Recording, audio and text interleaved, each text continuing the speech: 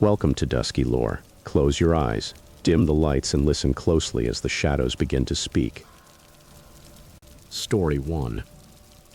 December had only just started when my boss practically pushed me toward the exit, telling me I needed to finally take the vacation days I had been accumulating since I first started at the accounting firm 5 years before.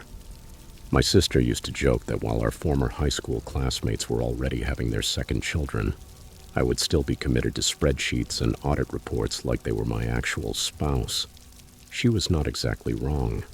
So when one of my coworkers mentioned that his uncle rented out a cabin near Lake Champlain in Vermont, I thought, why not? It was roughly 3 hours from Burlington, tucked far back in the woods, the kind of secluded place that promised quiet and maybe a chance to remember what resting felt like. I packed only what I thought I would need: a few books, my laptop, enough groceries to last the week, and a bottle of whiskey I had been keeping for some kind of special occasion. The forecast had mentioned snow, but nothing that sounded serious enough to make me cancel. I arrived on a Thursday afternoon, and the cabin was better than I had expected in the best possible way.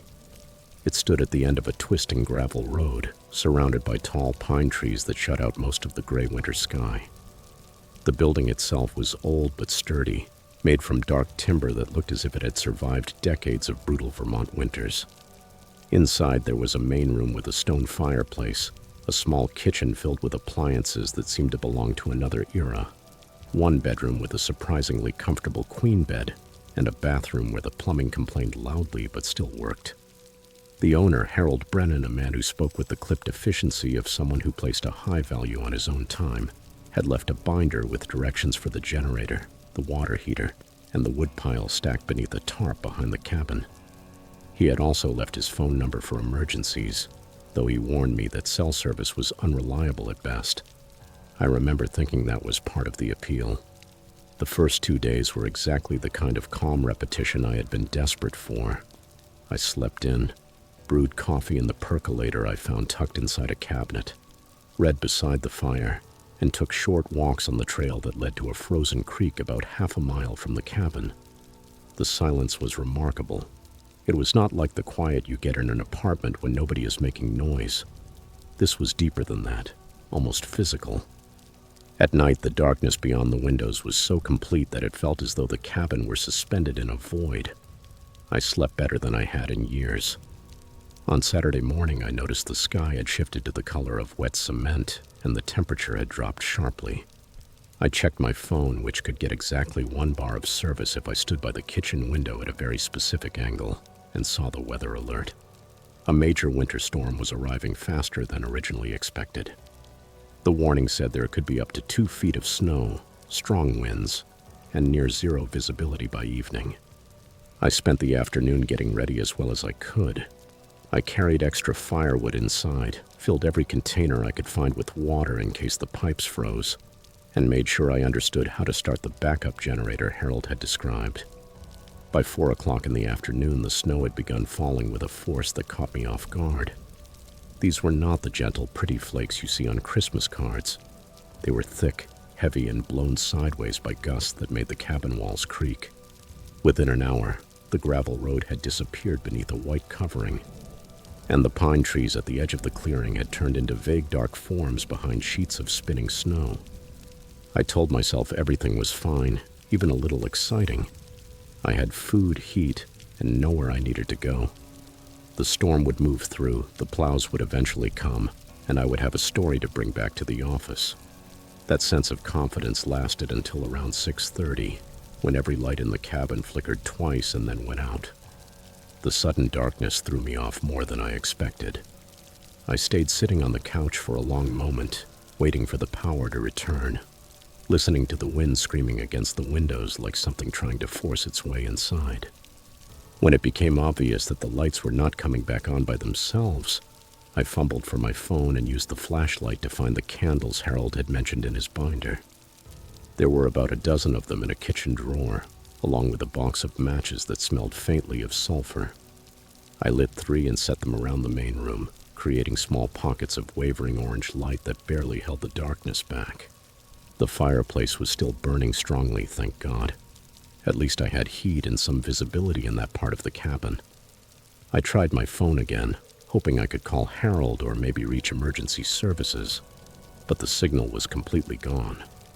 The storm might have knocked out the nearest cell tower, or maybe the conditions were too severe for any signal to get through. Whatever the reason, I was officially cut off from the rest of the world. The generator was the next thing I thought of, but Harold's instructions had been clear. It was meant only for real emergencies, and it had to be started manually from outside. The unit was in a small shed roughly 30 feet from the back door near the wood pile. I put on my heaviest coat, pulled a wool hat down over my ears, and grabbed the flashlight I had seen in the closet by the front entrance.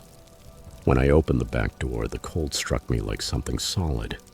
It was that deep, wet, penetrating kind of cold Vermont winters are known for.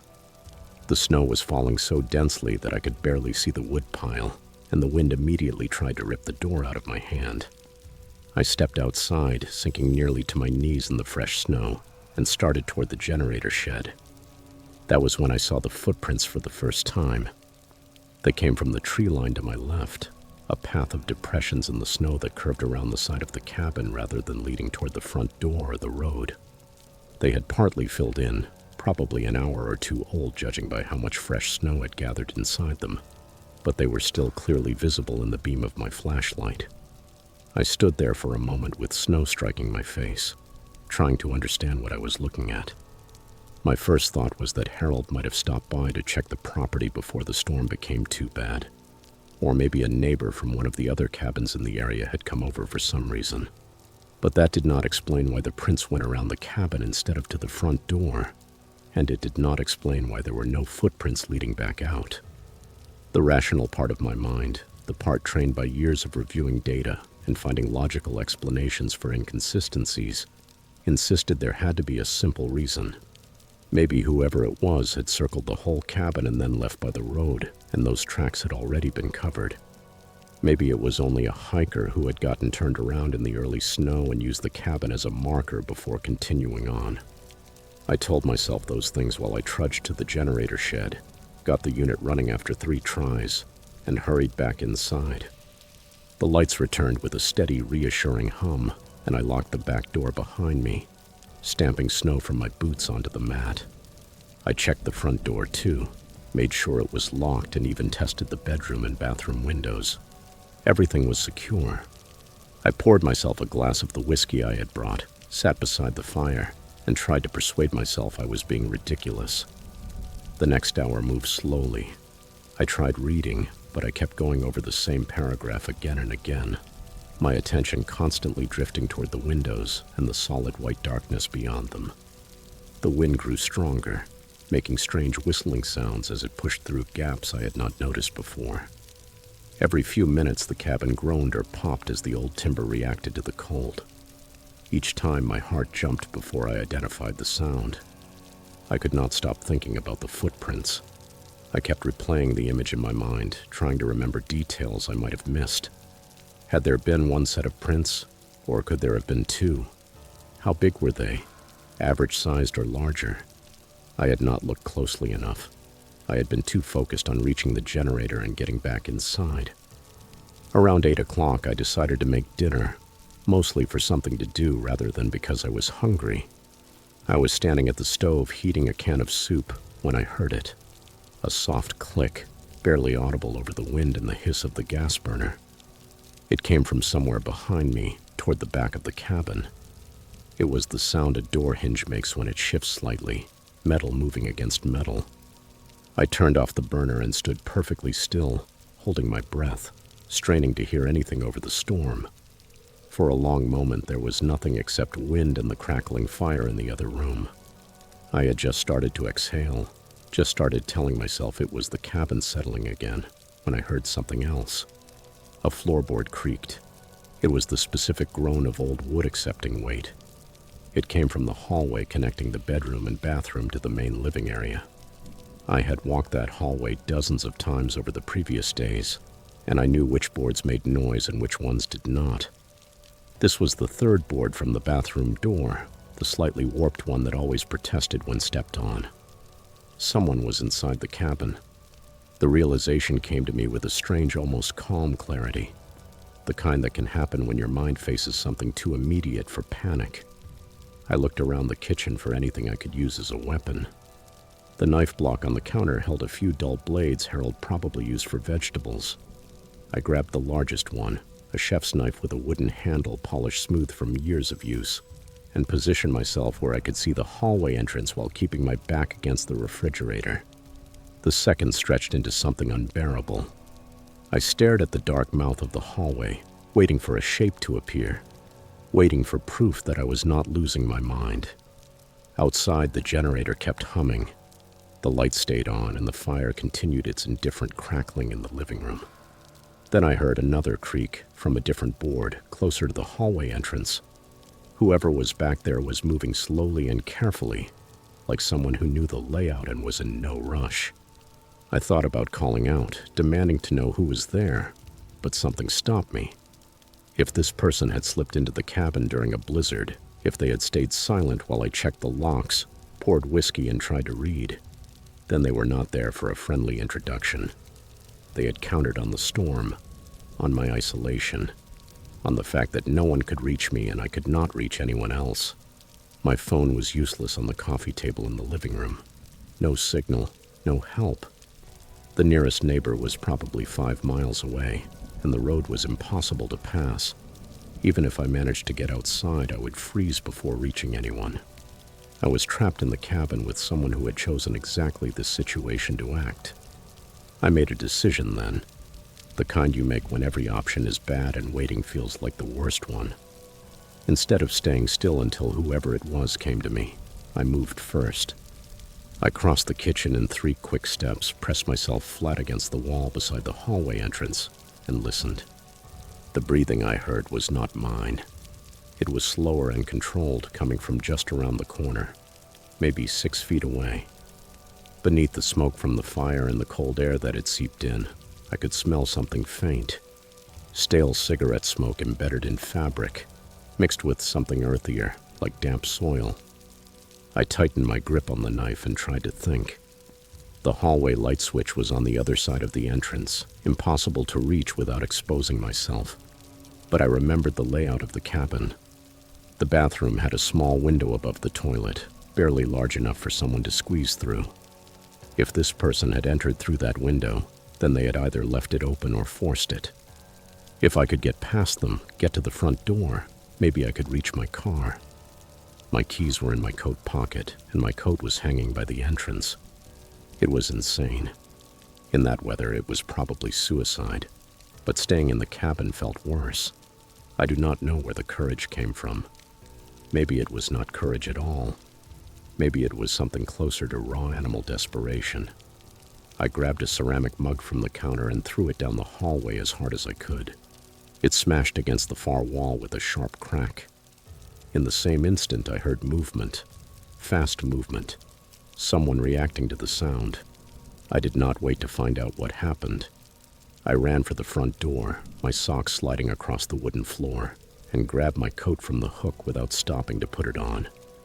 My fingers found the deadbolt, twisted it open, and I hurled myself out into the screaming white emptiness of the storm. The cold hit immediately and brutally, cutting through my sweater as if it were paper. I could not see more than 3 feet ahead, but I had a general sense of where I had parked, and I ran that way, lifting my legs high through snow that rose past my knees. Behind me, I heard the cabin door slam open against the wall. Someone was following me. I found my car more by luck than memory, my outstretched hand striking the cold metal hood. I struggled with my coat, forcing my arms into the sleeves while digging for the keys in the pocket. The engine turned over on the second try. I had never felt more grateful for anything in my life. I threw the car into reverse, felt the tires spin uselessly for one terrible moment, and then felt them catch on something firm beneath the snow. The headlights cut through the blizzard just enough to show me a figure standing about 20 feet away, unmoving, watching me. It was a man, tall, thin, dressed in dark clothing already dusted white with snow. I could not see his face through the storm, but I could see that he was holding something in his right hand, something that caught the headlights with a dull metallic flash. I did not wait to figure out what it was. I swung the car around, felt it fishtail wildly, and aimed for where I remembered the road began. The next 3 hours were the longest of my life. I drove maybe 10 miles per hour, unable to truly see the road, sliding into ditches twice and somehow managing to rock the car free both times. Around midnight, my phone found a single bar of service, and I called 911 with fingers so numb I could barely press the buttons. The police reached the cabin the next morning after the storm had passed. The bathroom window was open, and the latch had been forced from the outside. Inside, they found muddy boot prints through the hallway and bedroom, along with a backpack hidden beneath the bed. It contained duct tape, zip ties, a hunting knife, and a prepaid phone with no saved contacts. They never caught the man. The detective who interviewed me, a tired-looking woman named Audrey Sims, told me they suspected the incident was connected to 2 other break-ins at isolated properties in the region during the previous year, though those victims had not been as lucky as I was. She did not explain what that meant, and I did not ask. Harold Brennan refunded my rental payment and apologized repeatedly, though I could tell he was more concerned about liability than my well-being. I drove back to my apartment in Burlington that same day, checked into a hotel instead, and did not sleep without the lights on for the next 3 months. Even now, 2 years later, the sound of a floorboard creaking or a door hinge clicking makes my whole body go rigid. I still do not know who that man was or why he chose that cabin, that night, that storm. But I know he was patient. I know he was prepared. And I know that if I had stayed in that kitchen another 30 seconds, I would not be alive to write this.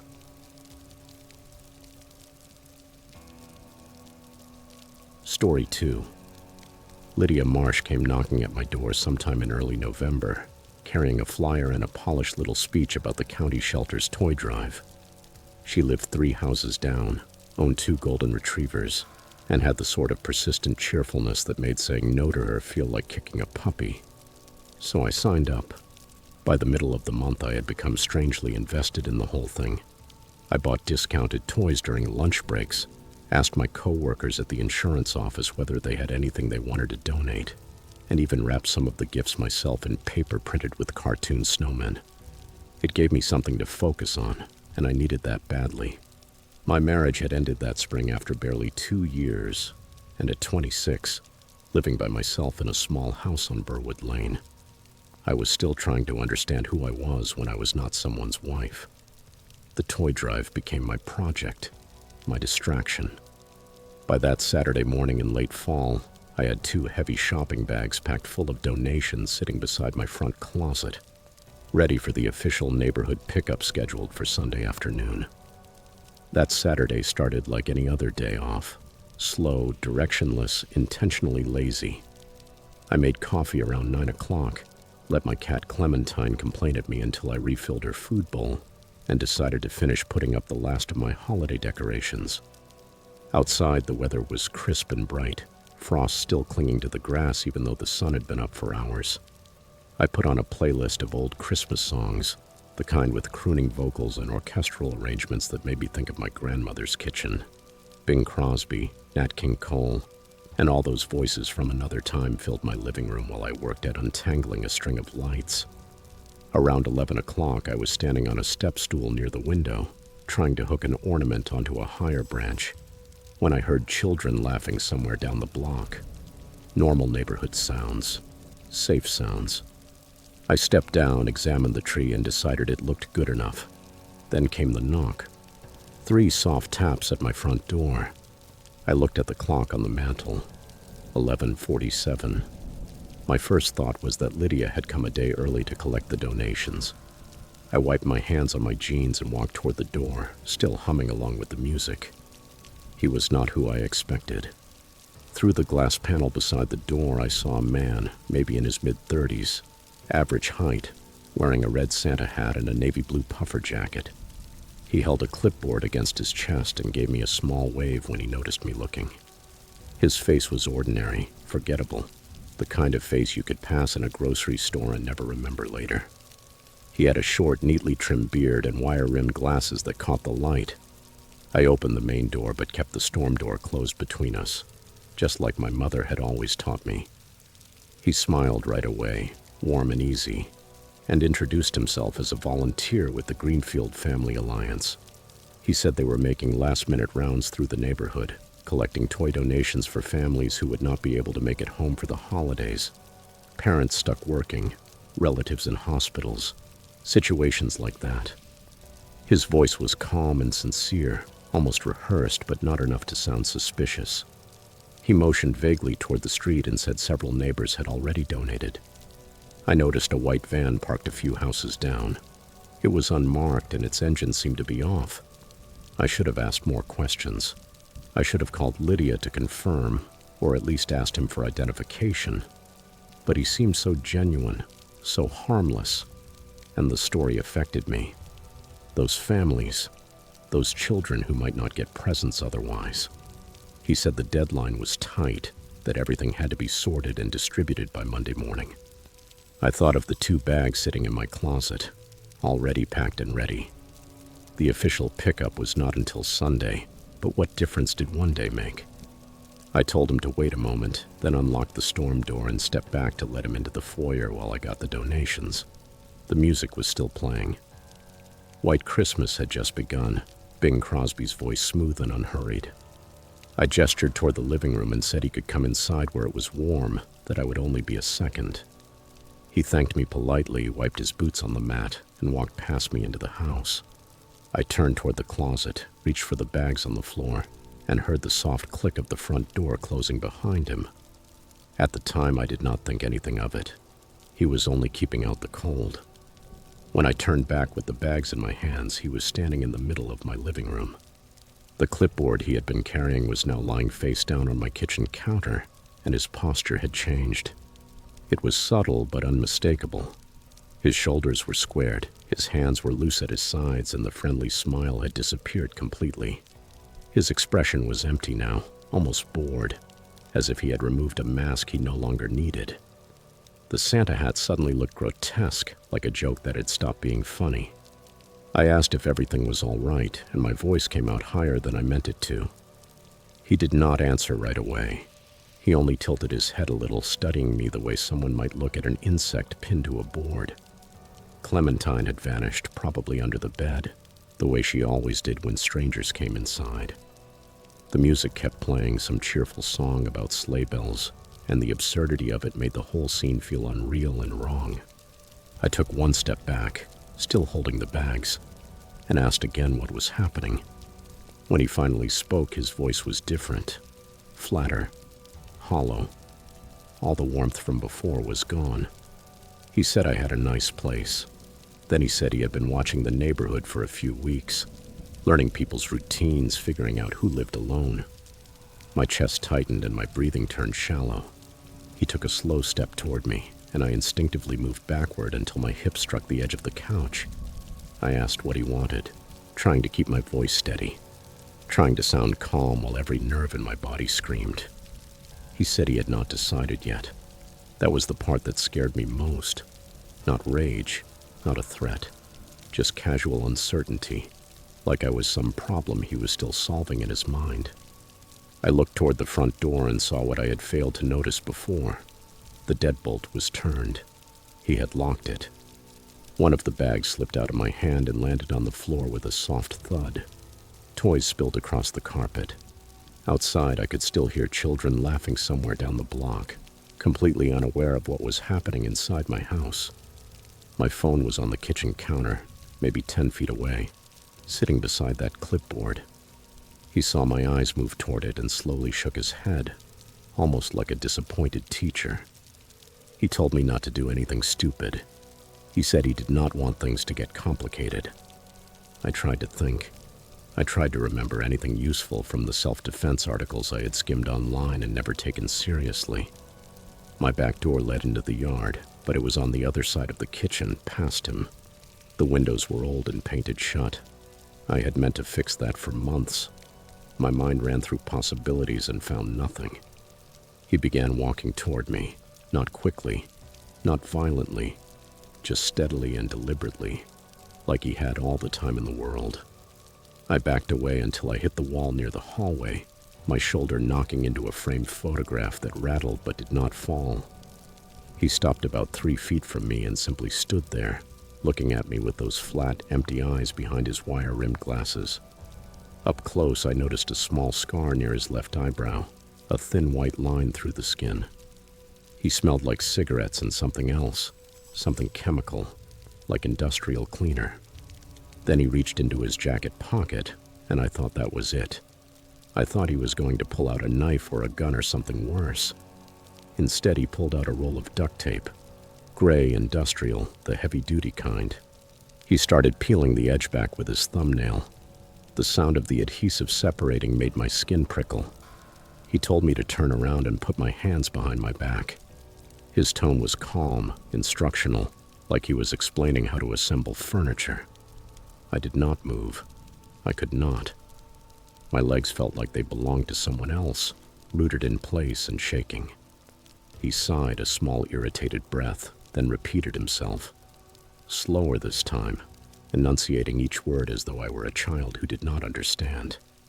I thought about screaming, but the music was still playing, and the nearest neighbor was Lydia, 3 houses away, probably inside with her dogs.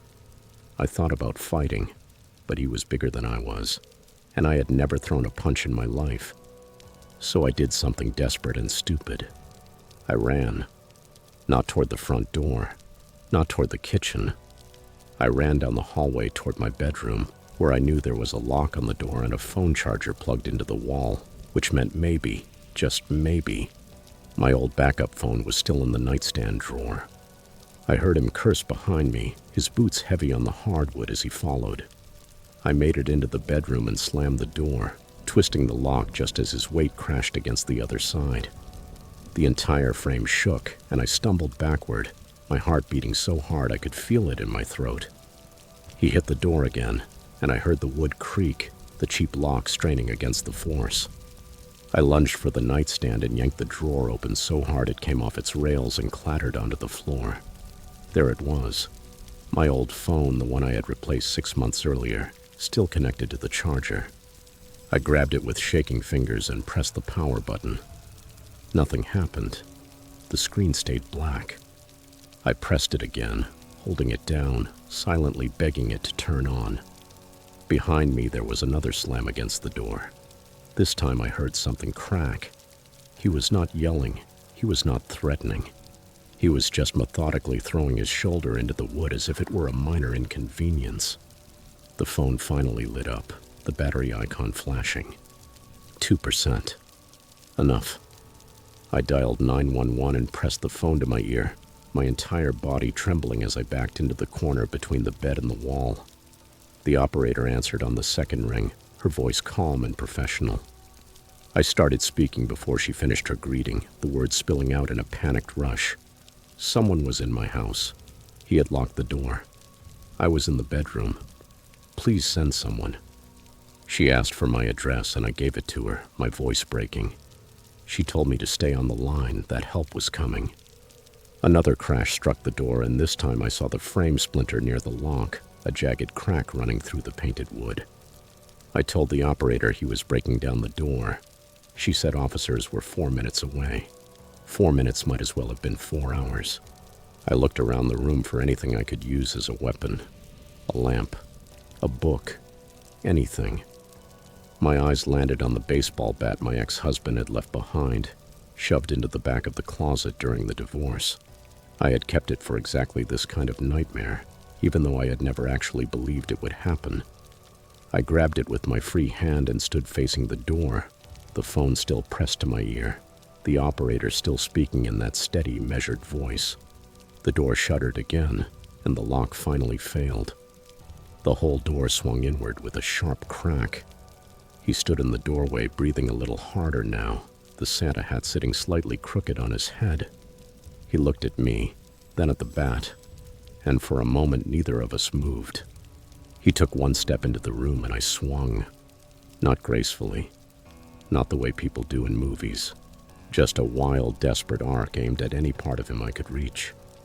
The bat struck his forearm as he lifted it to block. I heard a dull crack that might have been bone or might have been wood. He grunted sharply and stumbled sideways, clutching his arm. I did not wait. I swung again, catching him on the shoulder, and he dropped to one knee.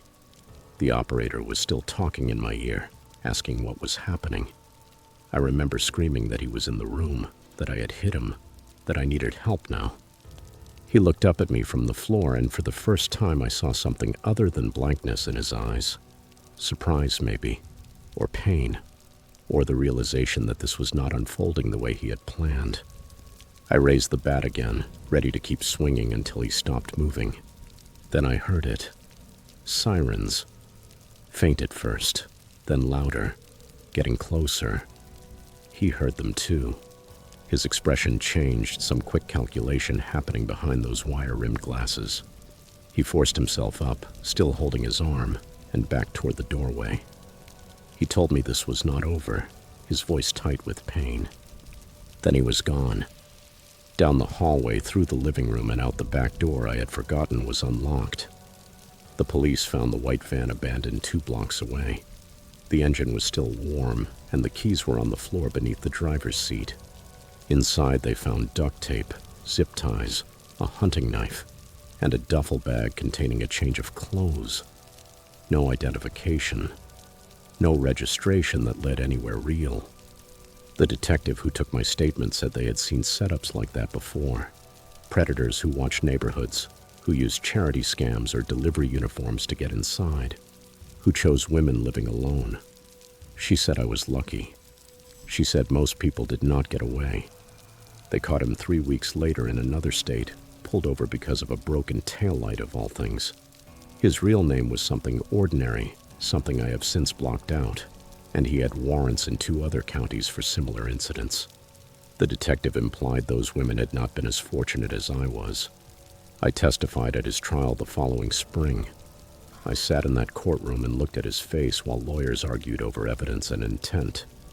He never looked back at me. Not once. He only stared straight ahead with the same blank expression, as though I were nothing, as though the whole thing had been a minor inconvenience in his day. He got 25 years. I got nightmares that lasted longer than my marriage ever did. And I got a security system I still check 3 times before bed every single night.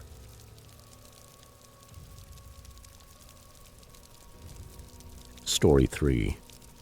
9 years in this job, and I thought I had already seen every kind of call that could come in. My partner Lonnie and I had been moving nonstop since 6 o'clock that evening. By the time midnight came around, we had already responded to 2 car crashes on icy roads, 1 cardiac arrest during a family dinner, and a diabetic emergency in a grocery store parking lot. I started in EMS right after getting certified, back when most of my high school friends were still trying to figure out college. That specific shift landed on one of the coldest nights of the entire winter. The kind of cold that works its way through your uniform no matter how many layers you have underneath. We had just finished restocking the rig at the hospital when dispatch crackled through with another call. Unconscious male found in a snowbank behind the Riverside Plaza shopping center.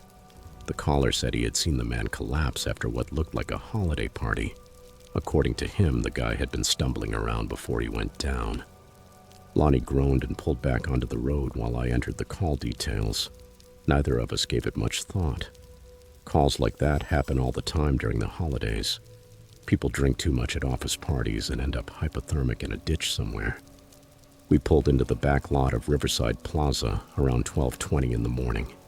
The shopping center had been closed for hours, and the only light came from a few security lamps scattered across the huge parking area. Snow had been falling steadily all night. Maybe 3 or 4 inches had built up since our shift began.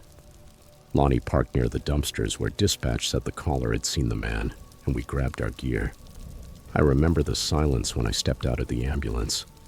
That heavy quiet you only hear during a snowstorm when everything seems muffled and far away. We walked toward the snowbank, our flashlights cutting through the dark, but there was nobody there. No unconscious man. No partygoer sleeping off too much alcohol. What we did find made me stop walking. There were drag marks in the snow.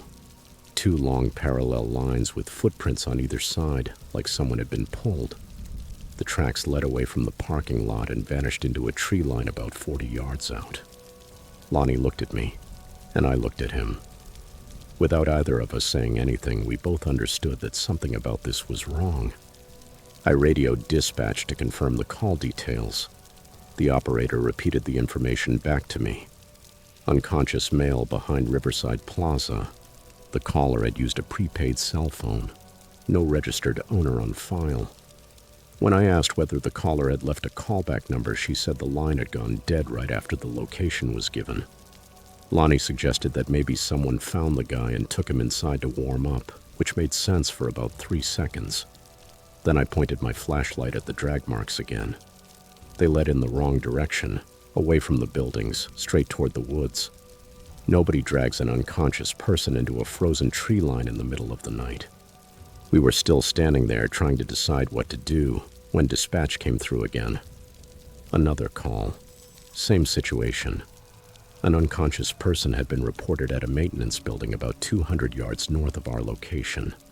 The caller specifically mentioned seeing our ambulance lights and said the person was inside the building. Lonnie wanted to call for police backup, but dispatch told us all units were tied up with a pileup on the interstate. We were alone, at least for the next 20 minutes.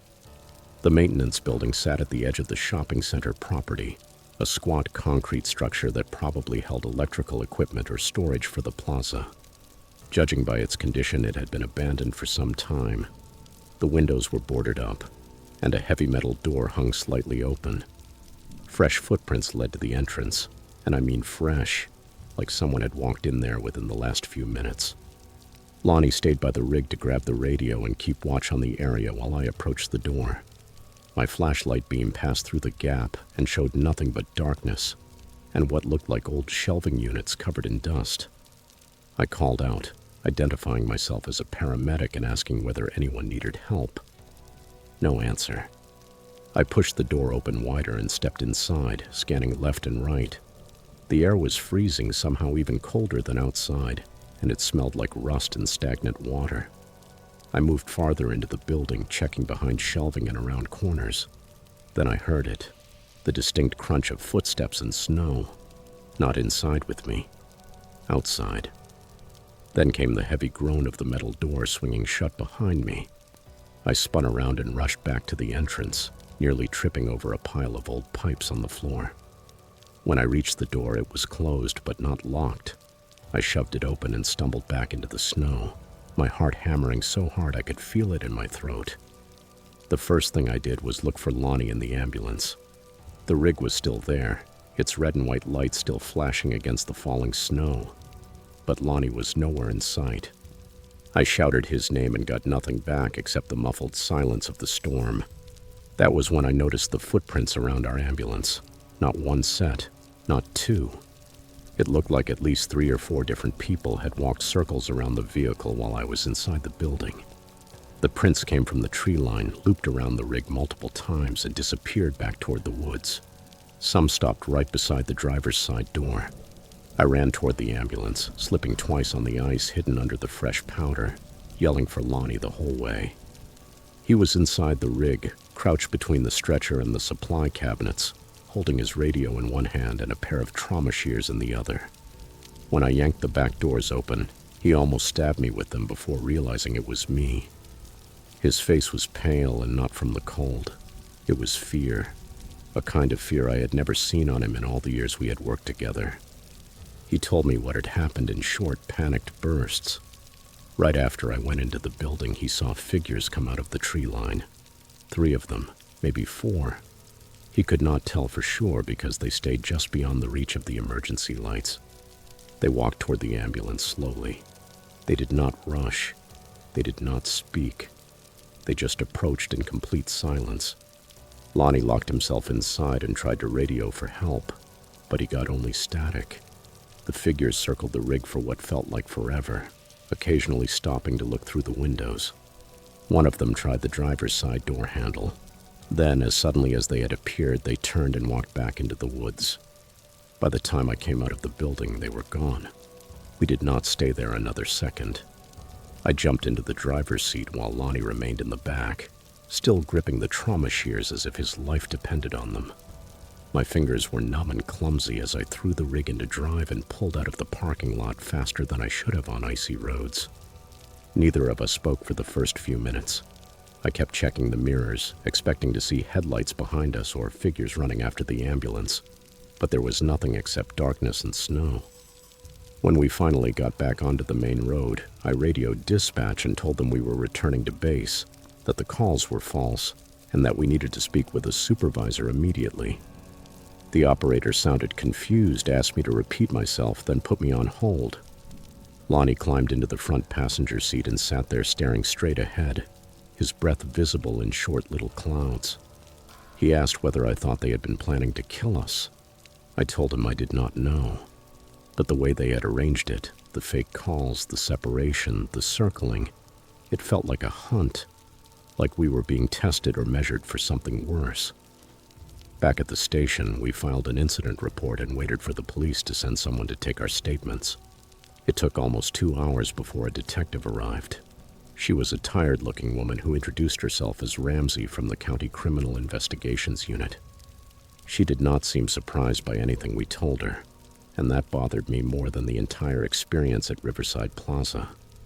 When I finished describing the drag marks, the maintenance building, and the figures surrounding our ambulance, she nodded slowly and took a folder from her bag.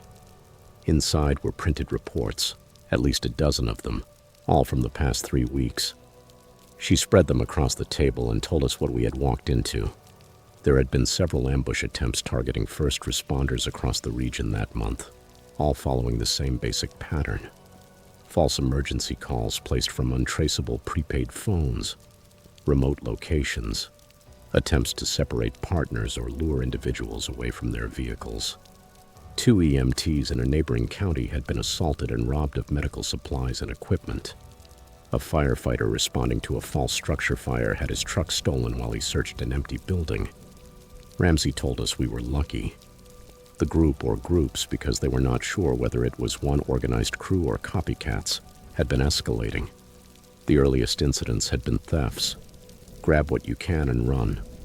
But the more recent ones involved physical confrontations. Zip ties found at one scene, a roll of duct tape at another. She asked us to describe the figures Lonnie saw in as much detail as possible, but there was not much to say. Dark clothing, average height, no clear features visible through the snow and darkness. They could have been anyone. That was the detail that stayed with me most. Sitting in that fluorescent-lit station at 3 o'clock in the morning, understanding that the people who had circled our ambulance looked like anybody else. They were not monsters you could recognize from far away. They were just people who had decided that paramedics responding to fake emergencies made easy targets. Ramsey took our statements, handed us her card, and told us to call if we remembered anything else. Before leaving, she mentioned that they had recovered one of the prepaid phones used for a false call the week before. No fingerprints. Bought with cash at a convenience store 60 miles away. Completely untraceable. I finished my shift that night because we were short-staffed and there was nobody available to replace me. Lonnie went home early. He said he needed to be with his wife and kids, and I did not blame him. The rest of the night passed without incident. Routine calls, a slip and fall at a nursing home, chest pain that turned out to be anxiety, the usual things that keep you moving until sunrise. But I could not shake what had happened. Every time we arrived at a scene, I caught myself scanning the tree lines, checking for footprints that should not be there, searching for figures standing just outside the light. When my relief finally arrived at 7 o'clock in the morning, I sat in my car in the parking lot for almost 20 minutes before I felt calm enough to drive home. I kept thinking about the drag marks in the snow behind Riverside Plaza. There had been no victim, no unconscious man from a holiday party. The drag marks were bait, staged to make us curious, to draw us toward the woods or keep us distracted while they moved into place. Someone had planned that. Someone had thought it through. Someone had known exactly how paramedics would react to what they found. The police never arrested anyone connected to what happened to us that night. Ramsey called me once about 3 weeks later to say the incidents had suddenly stopped. No more false calls. No more ambush attempts. Nothing. The group, whoever they were, simply vanished as if they had never existed. She said sometimes that happens. Criminals move to another area or increased police presence scares them enough to make them lie low. But she did not sound convinced, and neither was I. I still work EMS. I still respond to calls in the same areas we covered that night. And every time I drive past Riverside Plaza, my chest tightens. They never boarded up that maintenance building. I checked a few months ago, driving past after a shift just to see. The door was still hanging open, just as it had been that night, and I swear I saw fresh footprints in the mud leading to the entrance. I did not stop to investigate. I just kept driving and told myself it was probably nothing. Probably kids or homeless people looking for shelter. But part of me knows that is not true. Part of me knows whoever was out there that night is still out there, waiting for the right moment, the right call, the right paramedic foolish enough to walk into a dark building alone. Lonnie transferred to a different station about 2 months after the incident. We still talk sometimes, maybe grab a beer when our schedules line up. But we never discuss Riverside Plaza. It is like an unspoken agreement between us, a door we both chose to keep shut. I think about it, though, more often than I want to admit. I think about how close we came to becoming another report in Ramsey's folder. Another pair of first responders who walked into a trap and never walked out. The thing that haunts me most is not the figures in the dark or the sound of that metal door closing behind me. It is the fact that I still do not know what they wanted. Were they after the drugs and our medical supplies? The ambulance itself? Or was it something worse? Something suggested by the zip ties and duct tape? I will never have an answer. All I know is that every time my radio crackles with a call to a remote location, every time dispatch sends me somewhere isolated in the middle of the night, I pause for just a second before responding. And in that second, I see those drag marks in the snow leading nowhere, placed there by someone who knew exactly what they were doing.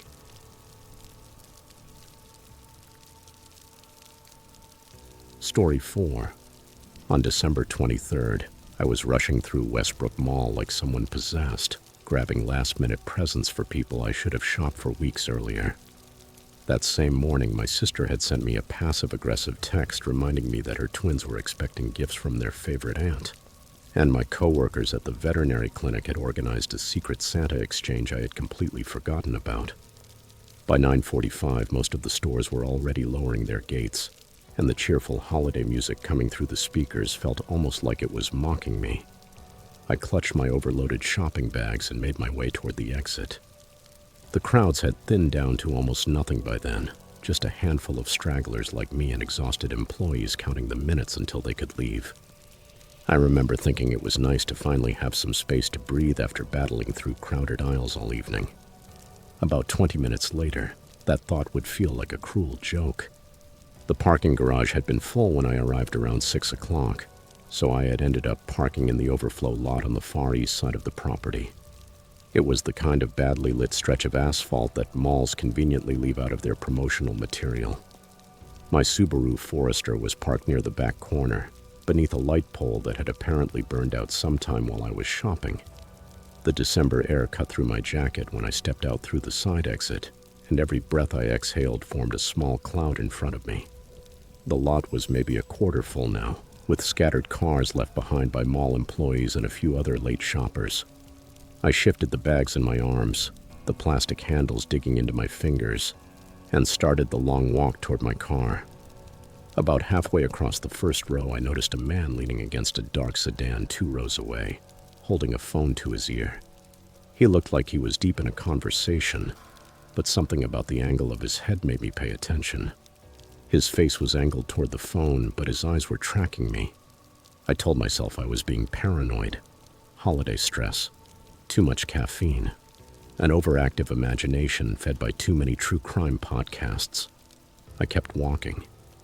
He was white, maybe in his mid-40s, wearing jeans and a dark, puffy jacket. Average build. Nothing about him stood out except the way he stood there, relaxed and patient, like someone who had nowhere else to be. I glanced back once, pretending casually to check something on my phone. He was still there, still holding the phone to his ear, but now his whole body had shifted to face me. No one stands like that while having a phone call, squared up toward a stranger in a parking lot. My pace increased before I consciously decided to move faster. The bag swung against my legs with every step, and I cursed myself for buying so much unnecessary stuff.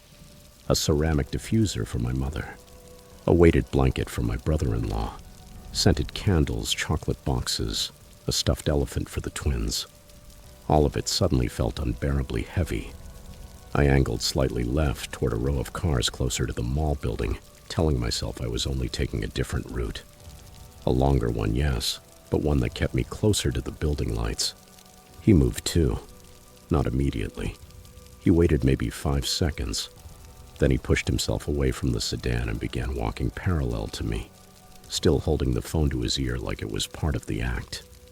The distance between us stayed steady, about 40 feet, and he matched my speed with an ease that made my throat tighten. This was not a coincidence.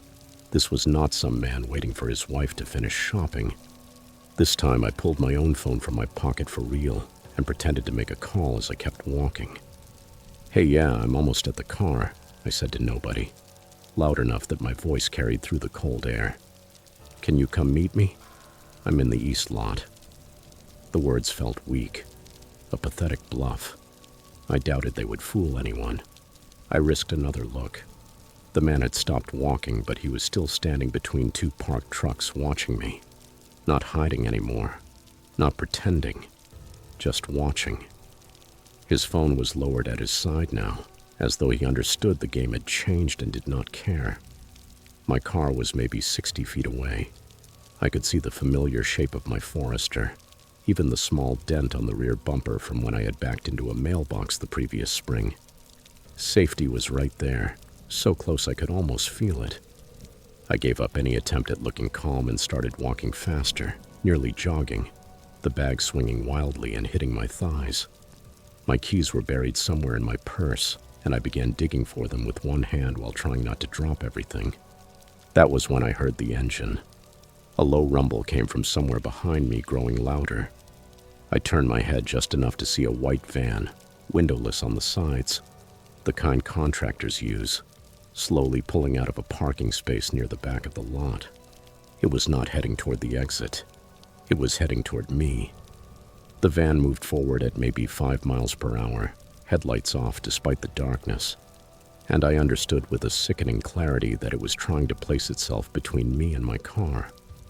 I changed direction immediately, cutting sharply to my right and aiming for the mall entrance I had come through only minutes earlier. My heels clicked frantically against the pavement, and I heard the van speed up slightly, adjusting its path to intercept me. The man near the truck started walking again too, faster now, closing the distance with long, deliberate strides. They were working together. The realization struck me like a blow to the chest. This was coordinated, planned, rehearsed. They had probably seen me park hours earlier, noted which car was mine, and waited for the lot to empty. I dropped 2 of the shopping bags without thinking. I barely registered the sound of glass breaking inside one of them, probably the ceramic diffuser. My legs burned as I forced myself to move faster, but the mall entrance seemed impossibly far away. A bright rectangle in the distance that appeared to move farther back no matter how hard I ran. The van's engine growled behind me, closer now, and I could hear its tires crunching over loose gravel. Then I saw the mall door, the same one I had exited through, and a security guard standing inside, locking it for the night. He was an older black man with gray hair, wearing one of those standard Navy uniforms with a shoulder patch. I screamed. Not words at first, just a raw, desperate sound that tore out of my throat before I could think. The guard looked up, startled. I waved my arms wildly while still running toward him. "Help me, please." My voice cracked on the second word. He squinted into the darkness of the lot, and I saw the exact moment his expression shifted from confusion to alarm. He fumbled with the door and pushed it open again. I had never been so grateful to see a stranger in my entire life. Behind me, I heard the van's brakes squeal, sharp and ugly. When I dared to look back, I saw it reversing, backing away toward the far end of the lot.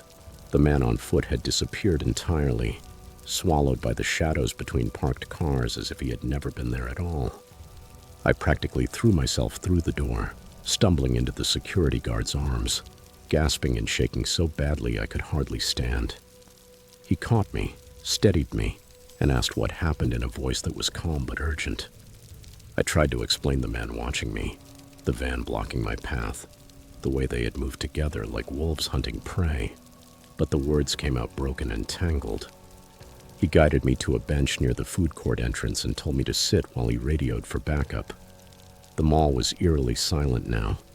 Most of the lights had been dim for the night, and I sat there hugging myself, staring at the door as if those men might burst through it at any second. My phone was still clenched in my hand. The screen was cracked from how hard I must have gripped it while running. I called 911 with trembling fingers, my voice steadier now but still thin, and told them everything I could remember. The dark sedan, the white windowless van, the man in the puffy jacket who had followed every move I made with the patience of a predator. The police arrived within 15 minutes. 2 officers, 1 man and 1 woman, both younger than me, both carrying the controlled calm cops seemed to learn in training. They walked me through my story twice, asking clarifying questions and taking notes in small spiral pads. Officer Reyes, the woman, told me I had done the right thing by running back toward the building instead of trying to reach my car. They count on you panicking, she said, matter of fact but not unkind. They expect you to keep going for your vehicle because that's where you think you'll be safe. But once you're at your car, you're trapped. Keys out, distracted, vulnerable.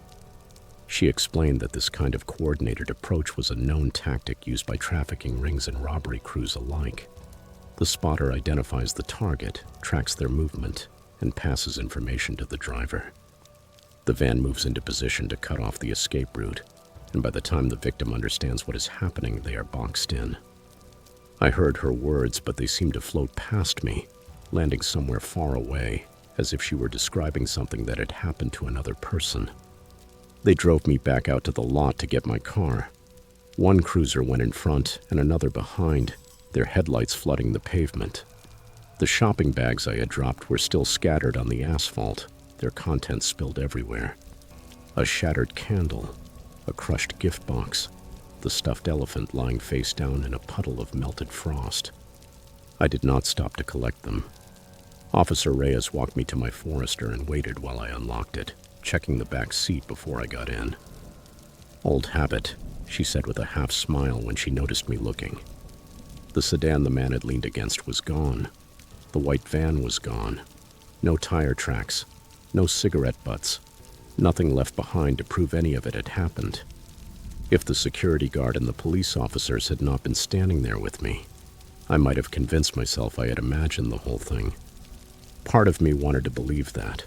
Part of me still does. I drove home that night seeing every light in my rearview mirror as a threat.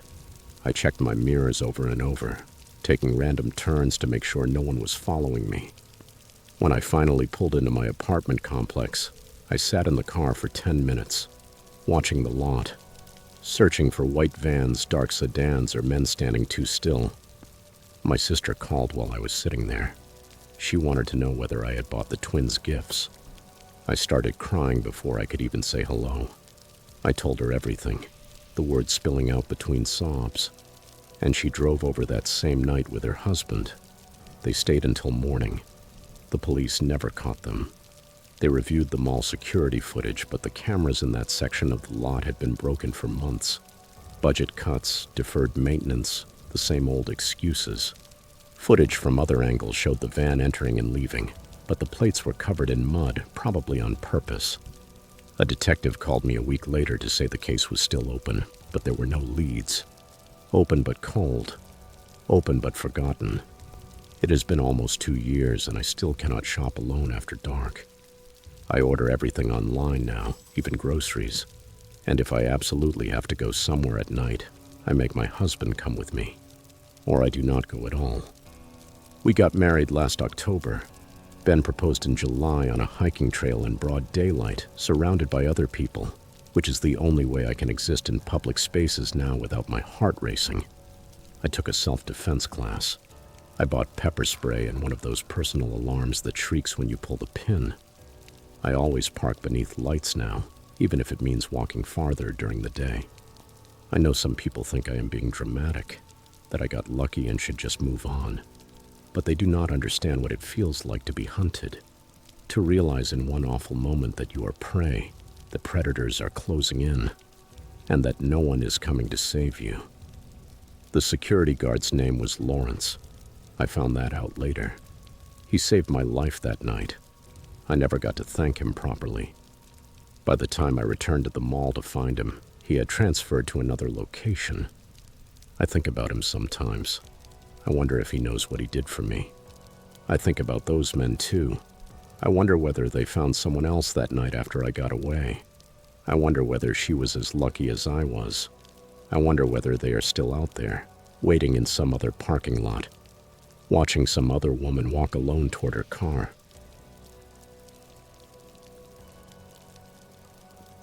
Story 5. On Christmas Eve of 2022, I was standing behind the counter of a speedway station off Route 9 in rural Ohio, watching snow build up around the gas pumps like white barricades.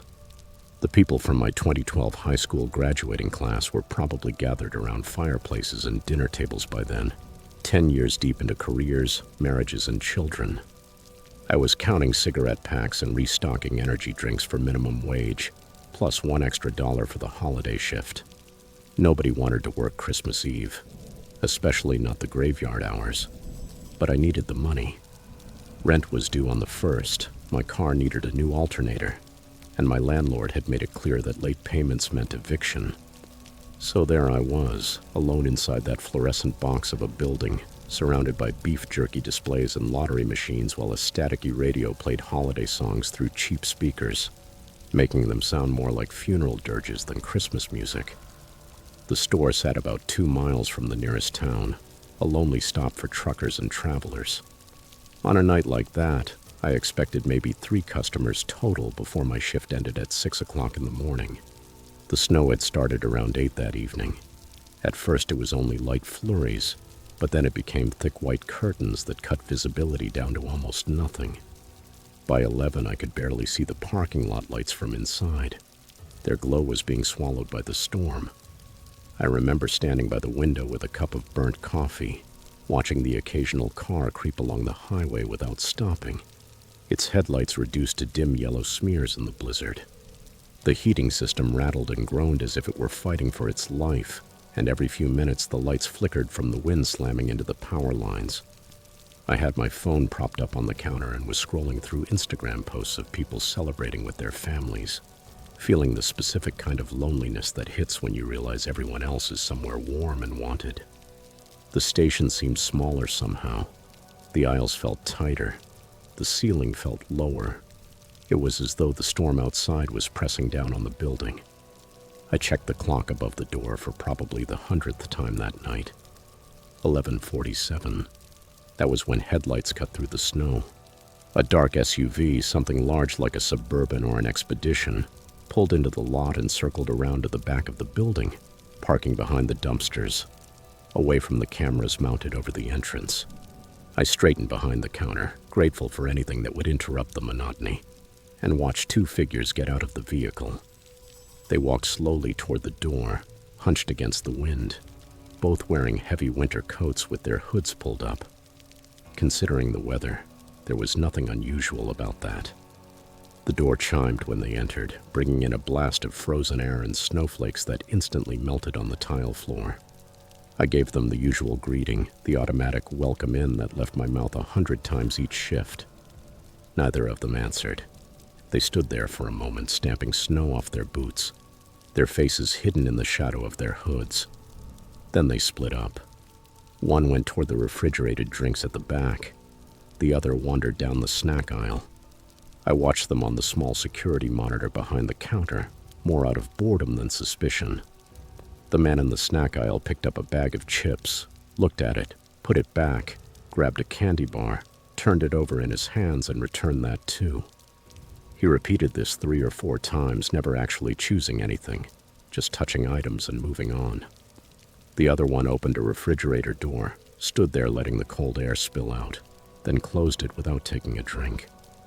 They moved through the store like they were wasting time, like they were waiting for something. I glanced at the clock again. 11:52. The first man, the one from the snack aisle, came to the counter with a single pack of gum. He set it down without looking at me, and that was when I noticed his hands. They were covered in latex gloves, the kind you see in hospitals or on crime scene shows. My throat tightened. I looked toward the other man near the refrigerators and saw the same thing. Pale latex stretched across his fingers as he pretended to read the label on a bottle of orange juice. That was the moment I understood the night was about to become something very different from the quiet shift I had expected. The man with the gum looked up at me, and I saw his face clearly for the first time. He was wearing a ski mask underneath his hood, black fabric with holes cut out for his eyes and mouth. His eyes were pale, almost gray, and they held mine with a stillness that made my legs weaken. He did not blink. He did not move. He only stared at me as though he were memorizing every part of my face, cataloging me for some purpose I did not want to imagine. Then he spoke. His voice was low and flat, almost bored. Walk to the door and lock it. Turn the sign to closed. Do it slow. Do it calm. And don't touch anything else. I opened my mouth to say something, maybe to ask what was happening, maybe to tell him I would give him whatever he wanted. No words came out. The second man had appeared beside him now, and he pulled his hood back to show an identical ski mask. In his right hand, held close to his body so it could not be seen from outside, was a pistol. It was matte black and looked worn, like the kind of gun that had been used before. He did not aim it at me. He did not need to. The message was clear. I walked to the door on legs that felt like they belonged to somebody else, each step taking forever. Snow was still falling heavily outside, and I could no longer see the highway. I could not see headlights or any sign of life beyond the white wall of the storm. I turned the deadbolt, and the click seemed to echo through the silent store. Then I flipped the plastic sign from open 24 hours to closed. When I turned back around, both of them had moved behind the counter, positioning themselves where the security cameras would not catch their faces. The one with the gun gestured toward the register with his chin. "Open it," he said. I entered my code, and the drawer slid open with a mechanical chime, showing maybe $200 in small bills. Neither man even looked at it. The unarmed one, the one with the gray eyes, leaned close to me. His breath smelled like cigarette smoke, stale and sharp. "We're not here for that," he said. "We're here for the safe. And you're going to sit down, stay quiet, and wait with us until it opens." He checked his watch, a cheap digital one with a cracked screen. 34 minutes. They made me sit on the floor behind the counter, my back against the cigarette display case and my knees pulled up to my chest. The shorter one with the gun took a position by the window where he could watch the parking lot without being visible from outside. The other one, gray eyes, sat on the small stool I usually use during slow nights, turning slowly back and forth like a bored child waiting at a dentist's office. No one spoke. The radio kept playing Christmas songs. Silent Night transitioned into Jingle Bells with a kind of cruel irony, and I wanted to scream at it to shut up. The minutes crawled by like hours. I counted ceiling tiles, counted my own heartbeats, counted anything that kept my thoughts from collapsing into panic. At some point I realized I was shivering, even though the heater was still pushing warm air into the store. It was the kind of cold that comes from inside, from fear settling into your bones and refusing to leave. I thought about my mother, probably asleep by then in her apartment across town, expecting me to call her in the morning like I did every Christmas. I thought about whether I would be alive to make that call. Around 12:15, Gray Eyes started talking. Not exactly to me, but in my direction, like he was thinking aloud and I happened to be there. "You work every Friday night," he said, his voice casual, almost friendly, "and every other Wednesday. You close alone on those shifts. The older guy with the beard leaves at 10 o'clock, and you take over until morning." My stomach turned to ice. He continued, listing details like he was reading from a page. "Police patrol comes by around 2 o'clock in the morning, sometimes 2:30. They slow down and check the lot, but they never come inside unless there's a car parked out front. No car, no check. That's why we parked around back behind the dumpsters." He smiled beneath the mask. I could see the fabric stretch around his mouth. We've been watching this place for 9 days. We know when the cash pickups happen. We know the safe has a 30-minute time lock after midnight. We know you're the only one here, and we know nobody is coming to save you. He leaned forward, his gray eyes fixed on mine. So relax. Do what we say, and you'll be home by sunrise. Make trouble, and you won't be going home at all. The safe beeped exactly at 12:30. A small electronic chirp, but it sliced through the silence like a gunshot. Both of them straightened, suddenly alert. The casual patience from the last half hour vanished instantly. Gray eyes pulled me to my feet by the arm, gripping hard enough to leave bruises I would find the next day. "Open it," he said. "Now." I walked to the back office on unsteady legs, the 2 men flanking me like guards escorting a prisoner. The safe was a squat gray box bolted to the floor beneath the manager's desk. My fingers fumbled with the combination, slipping on the dial, getting it wrong the first time. The man with the gun pressed the barrel against the back of my skull. The cold metal touched my skin. Suddenly, my hand steadied. Fear sharpens your focus when death is breathing in your ear. The lock clicked open on the second try. Inside were stacks of bills, mostly 20s and 10s, bundled with rubber bands. Maybe $4,000, possibly 5 at most. Gray eyes shoved me aside and began stuffing the money into a black duffel bag he had pulled from somewhere beneath his coat. The whole thing took less than 2 minutes. I stood there watching, waiting for them to leave, waiting for the nightmare to end so I could collapse, cry, and call the police. But they did not leave. Gray eyes zipped the duffel closed, slung it over his shoulder, and turned to look at me with those pale, empty eyes. "Here's the problem," he said, still calm, still conversational, as though we were discussing the weather. "You've seen us. Not our faces, but our builds, our heights, the way we move. You heard our voices. You could describe us to a sketch artist. Give them enough to work with." He exchanged a look with his partner. Some silent message passed between them. "We can't have that."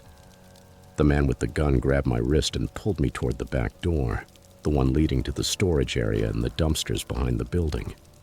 I started resisting, digging my heels into the floor, but he was stronger than me, and my shoes slid uselessly on the linoleum. "Please," I heard myself say, my voice cracking like a teenager's. "I won't say anything. I didn't see anything. Just take the money and go. Please. I have a family. I have a mother waiting for me." Gray eyes opened the back door, letting in a blast of frozen air and swirling snow. "Everyone has a mother," he said. "Walk." The storage area was dark except for the weak glow of a single security light mounted above the back entrance. Its beam was almost useless against the thick curtain of snow. They pushed me forward into the cold, my sneakers sinking into 6 inches of fresh powder. The wind cut through my thin work shirt like 1,000 tiny knives. I could see their SUV now, parked behind the dumpsters exactly where Gray Eyes had said it would be. The engine was still running, exhaust rising and disappearing into the storm. This was it. They were going to take me somewhere remote, somewhere the snow would cover my body until the spring thaw, somewhere nobody would think to search for a gas station attendant who had simply vanished on Christmas Eve. My mind raced through options, calculating odds, weighing the certainty of death if I got into that vehicle against the possibility of death if I ran. The man with the gun was slightly behind me to my left. Gray Eyes was ahead, walking toward the SUV to open the back door. For 3 seconds, maybe 4, neither of them had a direct line on me. I did not think. I did not plan. I just moved. I pivoted right and sprinted toward the corner of the building, toward the front parking lot, toward the road, toward anything that was not that black SUV and whatever waited inside it. I heard shouting behind me, muffled by the wind and snow, and then a sound I will never forget for as long as I live. A sharp crack followed by an explosion of brick dust from the wall inches from my head. He had fired at me. He had actually fired at me. I kept running, slipping on ice, catching myself with one hand in the snow, and forcing myself back up without stopping. I rounded the corner of the building and saw headlights on the highway. Two yellow eyes cutting through the blizzard, getting closer. I ran toward them, waving my arms and screaming words that the wind tore away before they fully formed. The vehicle, a pickup truck with a plow attachment on the front, slowed as it approached. I threw myself into the road directly in its path, forcing it to stop. The driver, a heavy man in a flannel jacket with a gray beard and confused eyes, rolled down the window and asked what the hell was going on. I could not answer. I just climbed into the passenger seat, locked the door, and told him to drive. He must have seen something in my face, some animal terror that convinced him not to argue. He put the truck in gear and pulled away. I looked back through the rear window, expecting to see the SUV chasing us, but there was nothing. Only snow, darkness, and the fading glow of the gas station disappearing into the storm. The man in the truck was named Howard Gilmore, and he drove me straight to the county sheriff's station 12 miles down Route 9. I gave my statement 3 times that night, once to the deputy on duty, once to the sheriff himself when he arrived at 4 in the morning, and once more to a detective from the state police who got there around dawn. They found the SUV abandoned 2 days later in a Walmart parking lot outside Columbus. It had been wiped clean of prints and was registered to a woman in Pennsylvania who had reported it stolen 3 weeks earlier. The gas station security footage showed 2 masked figures whose height and build matched my description, but nothing that could identify them. No arrests were ever made. The case went cold within 6 months, filed away with hundreds of other unsolved robberies across the Midwest. I never went back to that speedway. I never worked another night shift anywhere. That spring, I moved to Indiana to live closer to my mother and took a warehouse job where I clock out at 5 and drive home while the sun is still up. Sometimes when I am alone and the house is quiet, I think about those gray eyes watching me through the holes in that ski mask. I wonder whether he ever thinks about the one who got away. I wonder whether he is watching another gas station right now, counting the days, learning the patterns, waiting for another Christmas Eve and another person desperate enough for holiday pay to work alone in the dark. I made it out. I survived. But I left something behind in that snowstorm. Some sense of safety I will never get back. Every time I see a black SUV slow down near me, every time a stranger in a winter coat watches me a little too long, I feel it again. That certainty that the world is full of predators. And sometimes the only thing standing between you and them are luck, timing, and a stranger in a pickup truck who chooses to stop.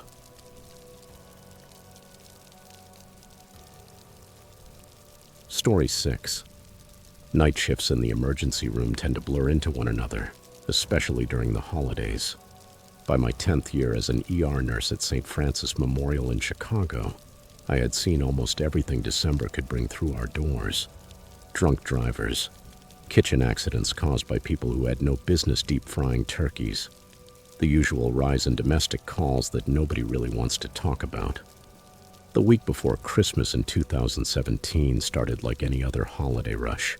We were short-staffed because half the nurses had requested time off to be with their families, and those of us working doubles were running on coffee and vending machine snacks. I remember complaining to my coworker Patrice about how badly my feet hurt and how all I wanted was to make it to the 26th so I could sleep for 3 days straight. She laughed and told me to pace myself because the weekend was going to be worse. Neither of us knew how right she was, only not in the way we expected. It was around 2 o'clock in the morning that Wednesday when I first noticed something strange about our patient intake. A woman came in with a nasty cut on her forehead and bruising along her left arm, telling the triage nurse she had slipped on ice outside her apartment building. Standard winter injury, nothing out of the ordinary. Then, an hour later, another woman arrived. Different age, different background, almost identical injuries, left side of the body, defensive-looking bruises on the forearm, a cut somewhere on the face. She lived in the same neighborhood, over on Ashland Avenue near the old meatpacking district. I processed her paperwork and asked the standard questions, and she gave me the same answer in a strange flat tone. Fell on the ice. Did not see it coming. Just want to go home. I wrote it down and moved on because there were 12 other patients waiting, but something stayed with me. The way she kept glancing toward the exit, like she expected someone to come through those doors at any moment. By 4 in the morning, we had admitted a third patient from that same area. This one was a man in his early 20s, clearly intoxicated after some office holiday party, wearing a wrinkled dress shirt with the sleeves rolled up despite the freezing weather outside. He had a split lip and scrapes across his palms, the kind you get when you throw your hands out to catch yourself during a fall. Same story. Slipped on ice. Went down hard. Just needed to be cleaned up and go home. But while I was cleaning the cuts on his hands, I noticed something that made me stop. Yes, the scrapes were on his palms, but the bruising on his forearms was on the outside, not the inside where it should have been if he had braced himself against the ground. These were defensive wounds. I had seen enough domestic violence cases to recognize the pattern. Someone had grabbed him hard, and he had tried to pull away. I asked him directly whether someone had hurt him. He only stared at me with a glazed expression before repeating that he had fallen on the ice. His voice cracked when he said it. Around 5:30, I finally got my first real break of the night. The waiting room had cleared a little, and Patrice told me to go get some air before the morning rush began. I pushed through the side door near the ambulance bay, the one staff used when we needed a few minutes away from fluorescent lights and the constant beeping of monitors. The cold struck me immediately. It was maybe 15 degrees outside, and my scrubs did nothing to block the wind. I stood there rubbing my arms and watching my breath turn into small clouds in the dark. That was when I noticed him.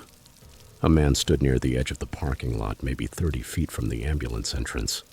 He was simply standing there in a dark coat, hands in his pockets, facing the sliding doors. He was not moving toward them. He was not walking away. He was just watching. I assumed he was waiting for someone, maybe a family member being discharged, so at first I did not think much of it. But then a full minute passed and he did not move. He did not check his phone. He did not pace to keep warm. He stood like a statue staring at those doors, and I felt a discomfort in my chest that I could not quite identify. I went back inside after maybe 5 minutes because the cold was unbearable, and I needed to return to work anyway. The rest of the morning passed in the usual blur of minor emergencies and paperwork. We discharged the young man with the split lip around 7, gave him wound care instructions, and told him to follow up with his primary doctor if anything got worse. The 2 women from earlier had already left before my break. I did not think about the man in the parking lot again until nearly 10 o'clock in the morning, when I was finally getting ready to clock out. That was when I saw her. The second woman, the one from Ashland Avenue, was sitting in one of the plastic chairs in the hallway near the vending machines. She was not waiting for anything.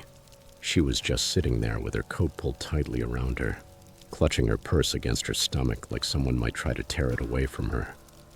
Her face was pale, and even from 20 feet away, I could see she was trembling. I walked over and asked whether she was okay, whether she needed help with anything. She looked up at me with wide, terrified eyes and grabbed my wrist before I could react. Her fingers were ice cold even through the fabric of my sleeve. She told me she could not leave. She said that after we discharged her, she had tried to go home. She had walked out to catch the bus on Michigan Avenue, and that was when she saw him. A man in a dark coat standing across the street, watching her. At first, she thought maybe it was a coincidence, so she started walking toward the bus stop, and he followed. Not running, not calling out, just walking behind her at the same pace, keeping the same distance, as if he were attached to her by some invisible string. She ducked into a convenience store and waited there for 15 minutes. When she came back out, he was still waiting. So she returned to the hospital because she did not know where else to go. At least here there were people, security guards, cameras. She asked whether I could call someone, maybe the police. Her voice was shaking so badly I could barely understand her. I told her to stay right there and said I would get security. Then I walked as quickly as I could toward the front desk without breaking into a run. Our head of security that morning was Raymond, a former cop who had retired after 25 years on the force and taken the hospital job because he said he was too restless to sit at home. I had always liked Raymond because he took everything seriously. He never brushed off concerns or made people feel like they were overreacting.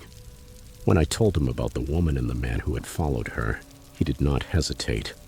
He grabbed his radio, called for another guard to meet us in the hallway, and asked me to show him where she was sitting. We walked back together. Raymond sat beside her and began asking questions in the calm, steady voice good cops develop over years of practice. She told him the same thing she had told me, and he nodded while writing notes in a small pad he kept in his shirt pocket. Then he asked her to describe the man. Height, build, clothing, anything distinctive about his face. She said he was average height, maybe 5'9" or 5'10", wearing a dark coat that reached below his knees. She could not clearly remember his face because she had been too afraid to look directly at him. Raymond told her to wait with me while he checked the security footage from earlier that morning. He said it would only take a few minutes and that he would come back with whatever he found. I sat next to the woman. Her name was Iris, I learned, which I had not caught during intake earlier. I tried to keep her calm. She kept apologizing for making a scene, for bothering everyone. I told her she had nothing to apologize for and that coming back had been the right thing to do. We sat quietly for a while, watching morning staff move through the halls and the occasional patient being wheeled past on a gurney. About 20 minutes later, Raymond returned. The expression on his face told me everything before he said a word. He pulled me aside and spoke quietly so Iris would not hear. He said the man had been on camera, not just that morning but for the past 4 days. Every single night, starting around midnight and staying until dawn. Pacing near the ambulance entrance, the main entrance, the side door by the parking garage. Always watching. Always waiting. Then following people who left alone. Raymond showed me some of the footage on his phone, and watching it made my skin tighten all over. The clips were grainy black and white, the kind of low-quality footage you get from budget security cameras that hospitals never bother upgrading. But you could see him clearly enough. Same figure, same coat, same posture, appearing at different entrances throughout the night. In one clip from 2 days earlier, he stood near the main entrance around 1 o'clock in the morning. A young woman walked out, wearing what looked like a cocktail dress beneath an open jacket, clearly coming from some holiday event. Within seconds of her passing through the doors, he began moving. Not directly at her, but parallel to her, matching her pace as she walked toward the street. The camera lost both of them once they reached the sidewalk. In another clip, a man stumbled out of the ER looking drunk and disoriented, and the figure in the coat detached himself from the shadows near the parking garage and followed him into the darkness between streetlights. Raymond said he had counted at least 11 incidents over 4 nights. 11 people followed into snow-covered streets where the cameras could not see what happened next.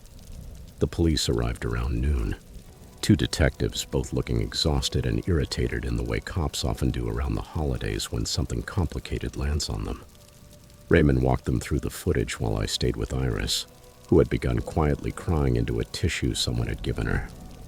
One of the detectives, a woman with short gray hair and a sandpaper voice, came over to take Iris's statement. She asked Iris to explain what happened before she first came to the ER earlier that night.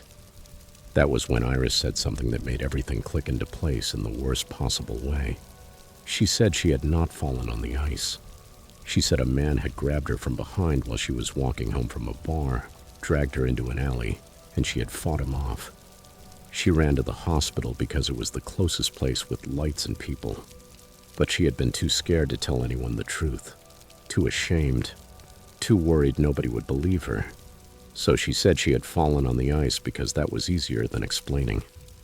The detective wrote everything down, her face completely neutral, then asked Iris whether the man who attacked her in the alley was the same man who followed her that morning. Iris said she did not know. She had never seen his face in the alley. It had been too dark. I went home that afternoon and barely slept. I kept thinking about those 11 people on the security footage, wondering how many of them had stories like Iris. How many had lied about falling on ice because they were too scared or ashamed to say what really happened. How many made it home safely after that man followed them into the darkness. The police issued an alert, increased patrols around the hospital for the next few weeks, and Raymond made sure there was always a guard stationed near each entrance during the overnight hours. They never caught the man. That is the part that still keeps me awake some nights. The detectives later told us they had pulled footage from traffic cameras in nearby businesses, tracing his movements for a few blocks in each direction. But he always seemed to vanish into the same handful of streets near Ashland Avenue, the neighborhood with the old meatpacking buildings, half of them abandoned, full of loading docks and back alleys where someone could disappear in seconds. They found a sleeping bag and some empty food containers in one of those buildings, signs that someone had been living there. But no fingerprints, no identification, nothing that could tell them who he was. After Christmas, the man stopped appearing on our cameras. Just like that, he was gone. No explanation, no arrest, no final confrontation. He simply was not there anymore. The gray-haired detective called me in January to follow up and asked whether we had seen anything else suspicious. I told her no. She said they were still working the case, but she did not sound hopeful. I checked the news obsessively for weeks afterward, looking for reports of assaults or worse in that part of the city, but I never found anything that seemed connected. Maybe he moved on to another hospital, another neighborhood, another city. Maybe something happened to him that we will never know about. Or maybe he is still out there somewhere, waiting for the next holiday season, the next wave of exhausted and vulnerable people stumbling out of emergency rooms at 2 o'clock in the morning. I still work night shifts at St. Francis 7 years later. I still look toward the ambulance entrance every time I step outside for a break. I still scan the parking lot for a figure in a dark coat. And every December when the ice cases start coming in, the ones who say they fell but will not look me in the eye, I ask them twice whether they are telling me the truth. Most of them say yes, but I always wonder about the ones who hesitate before answering.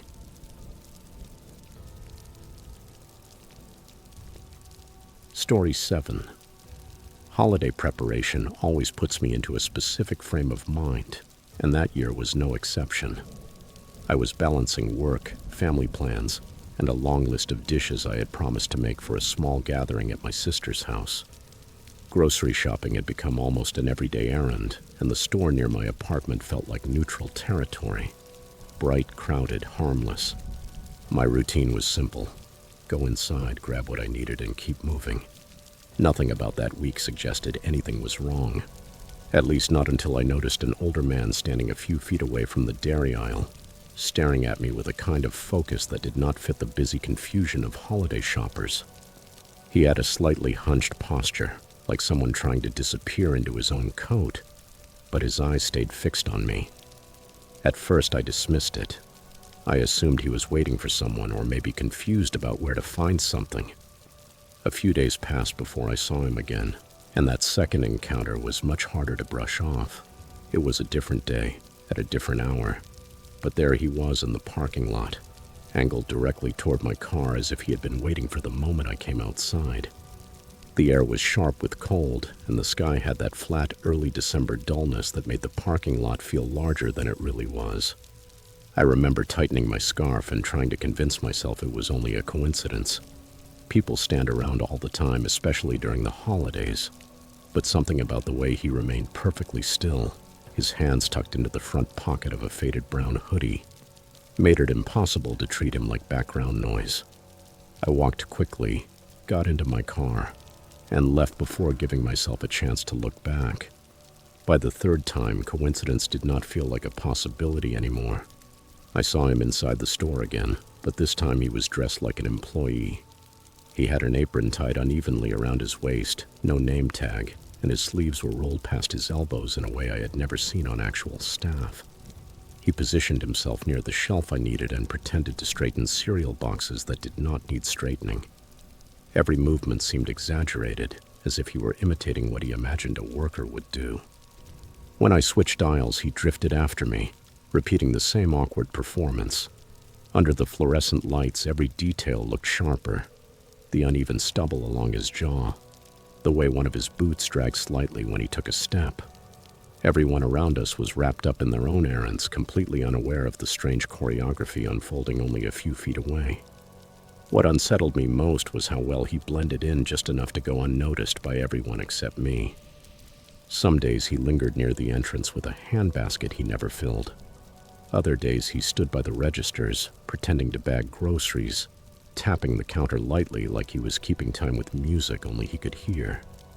Every time he placed himself exactly where I would naturally have to pass. I kept trying to rationalize it. Maybe he was lonely. Maybe he was harmless. But a quiet tension began settling in my chest every time I pushed open those sliding doors. Early December had barely begun, and somehow I had acquired a silent shadow I could not explain and did not know how to shake. Everything escalated the night I stopped by for gift wrapping supplies. The store was quieter than usual, probably because a fresh layer of snow had started falling, soft enough to muffle the sounds of cars on the nearby road. My plan was simple: get tape, ribbon, a few gift bags, and go straight home. I remember feeling relieved when I did not see him anywhere inside. The aisles were calm. The holiday displays were predictable. For a moment, I felt ridiculous for letting a stranger occupy so much space in my head. I checked out quickly, pulled my coat tighter against the cold, and pushed through the doors into the dim parking lot. Snow had settled into a thin layer over the pavement, crunching beneath my boots as I walked. I was halfway to my car when I heard footsteps matching the rhythm of mine. When I turned slightly, I caught sight of him a short distance behind me, walking with that same dragging step on one side. His gaze did not shift away. The way he moved, steady and deliberate, sent a rush of adrenaline through me. I did not want to run and draw attention, but I also was not going to lead him straight to my car. My pulse climbed so quickly that I had to slow my breathing just to keep my thoughts clear. I veered toward the small pharmacy across the lot, hoping its bright lights and other customers would give me a buffer. Inside, the air was warmer and smelled faintly of cinnamon-scented candles, something I normally liked but barely noticed in that moment. I pretended to browse the holiday aisle, picking up boxes I did not need just so I would look occupied. A few seconds later, the bell over the door chimed. He walked in. No hesitation, no attempt to hide that he had followed me. Just a quiet, direct entrance. He drifted to the end of the aisle, picked up a bottle of lotion, and rotated it in his hands like he was trying to understand what people were supposed to do in stores. The atmosphere changed instantly. Other shoppers kept moving around us, unaware of how tightly my attention had locked onto him. Every time I turned into another aisle, he adjusted his position as if trying to keep me in sight. I remember focusing on small details because they helped me stay grounded. The hum of the refrigeration unit near the back, the faint tapping of someone sorting cough drops behind the counter, the squeak of a cart with a loose wheel somewhere in the store.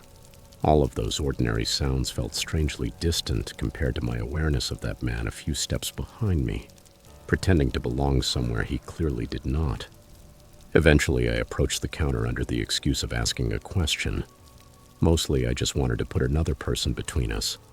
The pharmacist on duty looked tired but kind, and I remember lowering my voice and asking whether I could stay near the register for a minute because someone had followed me inside. Her expression changed immediately. Not dramatically, just alert. She nodded once and stepped slightly forward, as if to block my view. When I glanced back toward the aisles, he had moved closer. He was pretending to study a row of vitamins, even though he was not actually facing them. The fluorescent light reflected off the top of his hood, making the fabric look almost metallic. I felt a wave of relief when the pharmacist picked up the store phone and quietly asked for the manager. A few moments later, the manager came from the back. He was a younger guy named Brian. He did not look surprised when I pointed the man out. Instead, he let out a slow breath through his nose and told me to stay where I was. He walked over to the stranger, spoke to him in a low voice, and then guided him toward the entrance with a firmness that did not leave room for discussion. The man did not argue. He simply stepped outside and stood there motionless, like he did not know what to do next. Snowflakes stuck to the shoulders of his hoodie, and for a second he looked like someone waiting for a ride. But Brian returned with a heavy expression, the kind that told me he had seen this before. When I explained everything, from the grocery store encounters to the walk across the lot, Brian listened closely and asked whether it had all happened that month. When I said yes, he nodded again as though he was connecting pieces he had already suspected belonged to a larger pattern. He told me the grocery store had recently contacted them because several women had complained about a man appearing in different hats, different jackets, different aisles, always placing himself where he could watch them. The unsettling part was that he did not work there. He never had. He simply showed up during the holiday rush, blending into the distraction of crowds and seasonal chaos. Brian told me to drive home with someone on the phone and offered to walk me to my car. By the time we stepped outside, the man was gone. The lot was quiet except for the crunch of snow beneath Brian's boots and the faint buzz of a street lamp flickering near the curb. I got into my car, locked the doors immediately, and did not allow myself to look around until I reached the main road. The following week, I heard that security had begun watching the grocery store entrances more closely, and the man had not been seen since. No one ever found out who he was or why he focused on certain women. Even now, when the holidays come around, I catch myself scanning crowds without meaning to. It all stopped as suddenly as it began, but the memory of those December errands still carries a weight I cannot explain.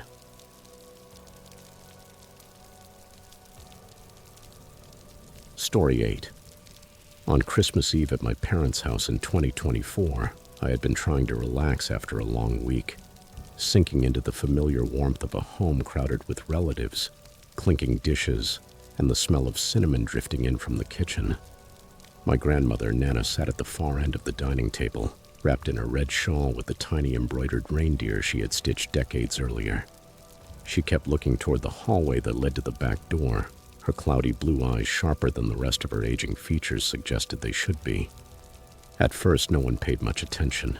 She had done similar things before, usually muttering about forgetting where she had left her glasses or insisting she heard the cat, even though the cat had died years ago.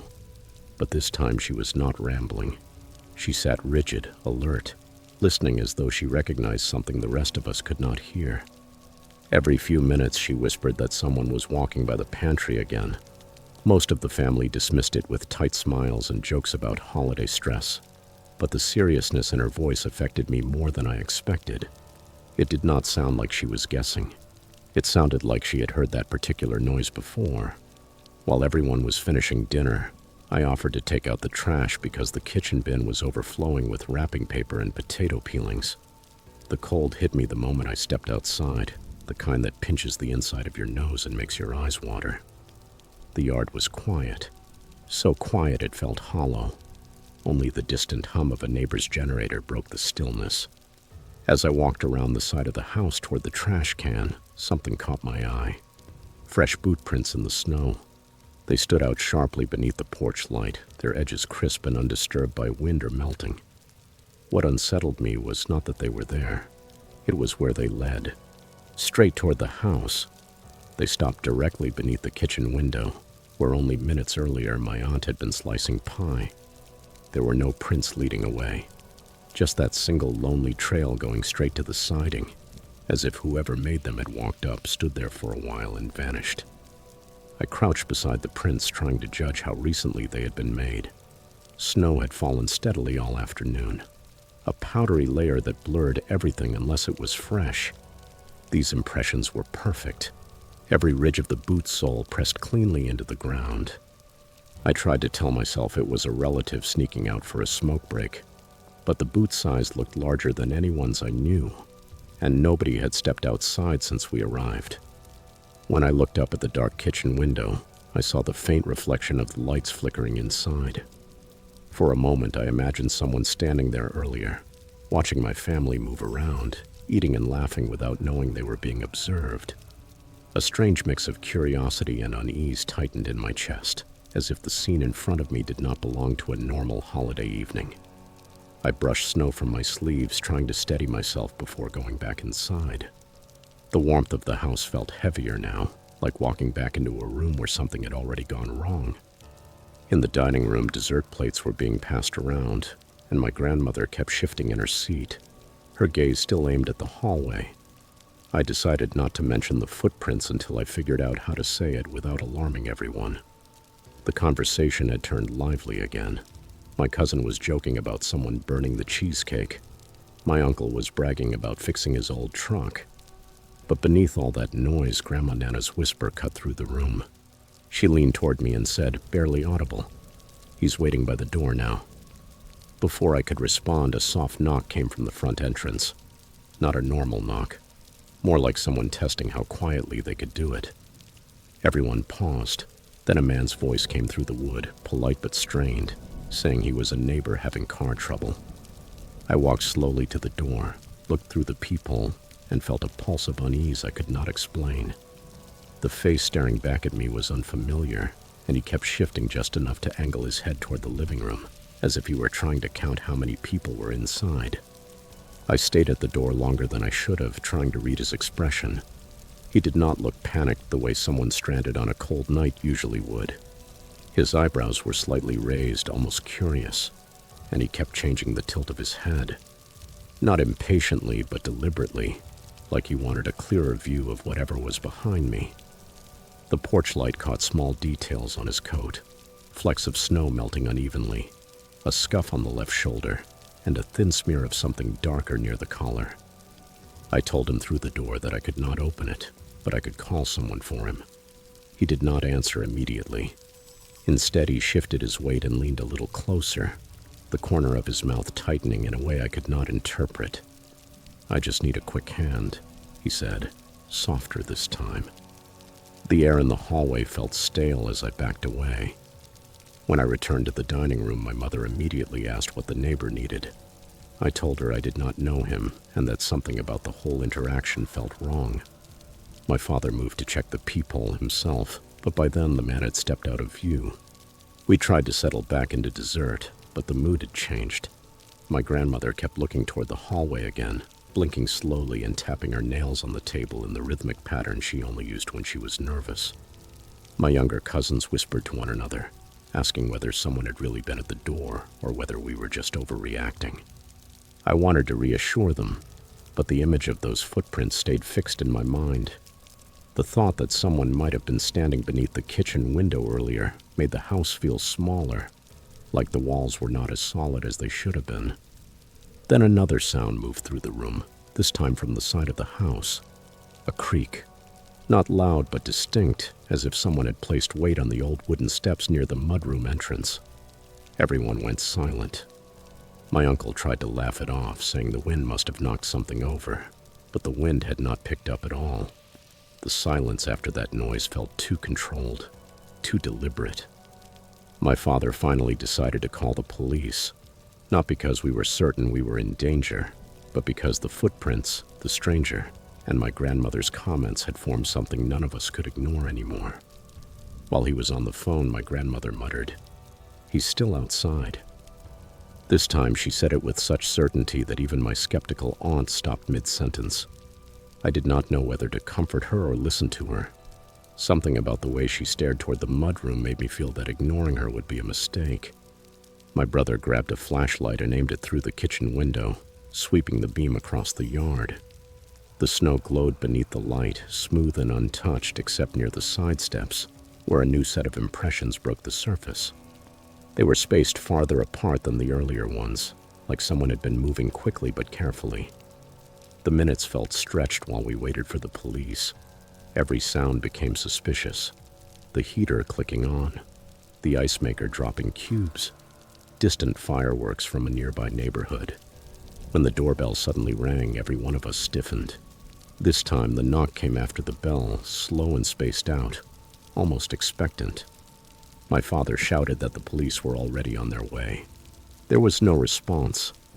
I walked to the window facing the driveway and pulled the curtain back just an inch. A figure stood near the porch, not directly in front of the door, but slightly to the right, angled toward the living room windows, as if that had been his real focus all night. The porch light caught only the lower half of his face, leaving his eyes in shadow. He did not move when my father threatened to call again. He did not call out. He just stood there, listening. The police car finally pulled into the driveway, its headlights cutting across the yard and washing over the porch. The moment the beam swept toward the figure, he stepped back, not startled, not running, just easing himself out of the light like someone caught somewhere he was not ready to leave. By the time the officers reached the front steps, he was already moving toward the far side of the house. One officer chased after him while the other stayed by the door, asking us questions through the frame without coming inside immediately.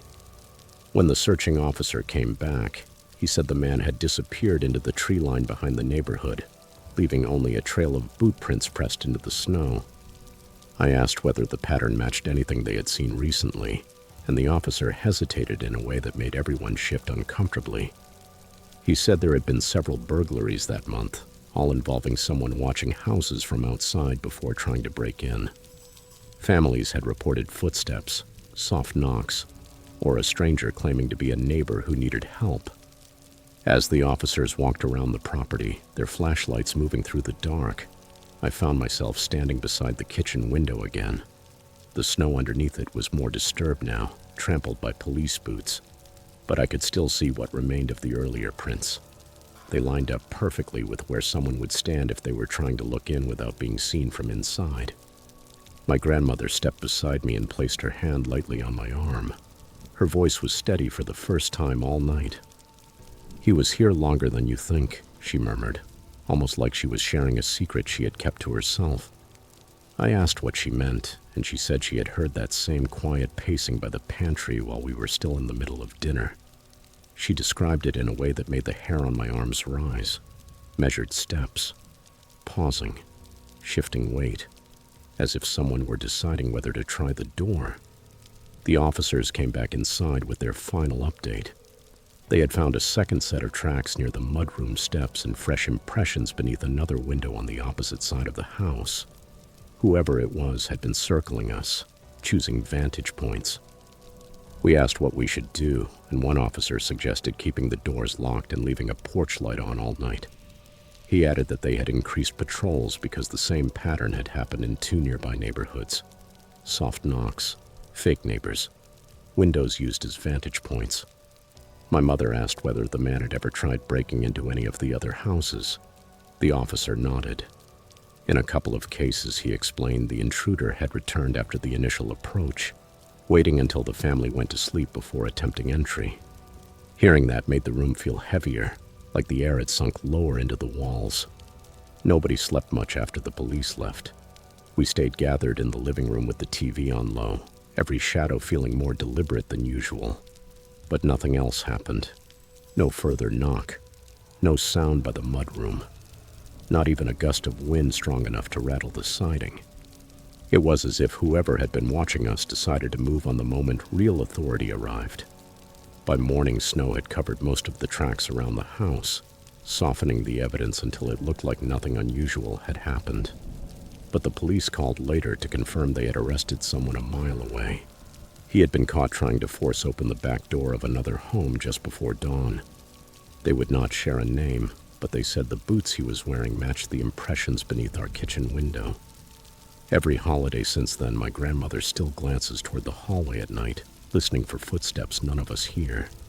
And even though no one was hurt that evening, I still find myself checking the windows twice, especially when the house feels too quiet.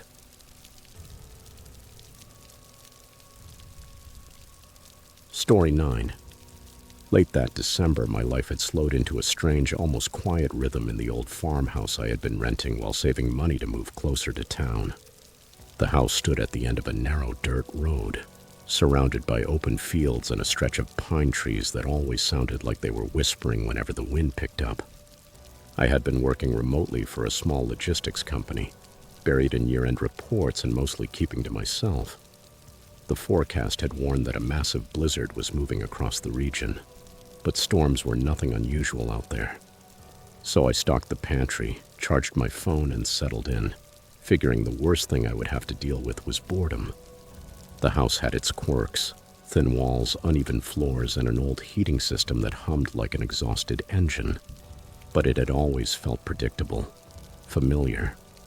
That night, though, the air inside felt strangely static, as if the house itself had paused to listen for something I had not noticed yet.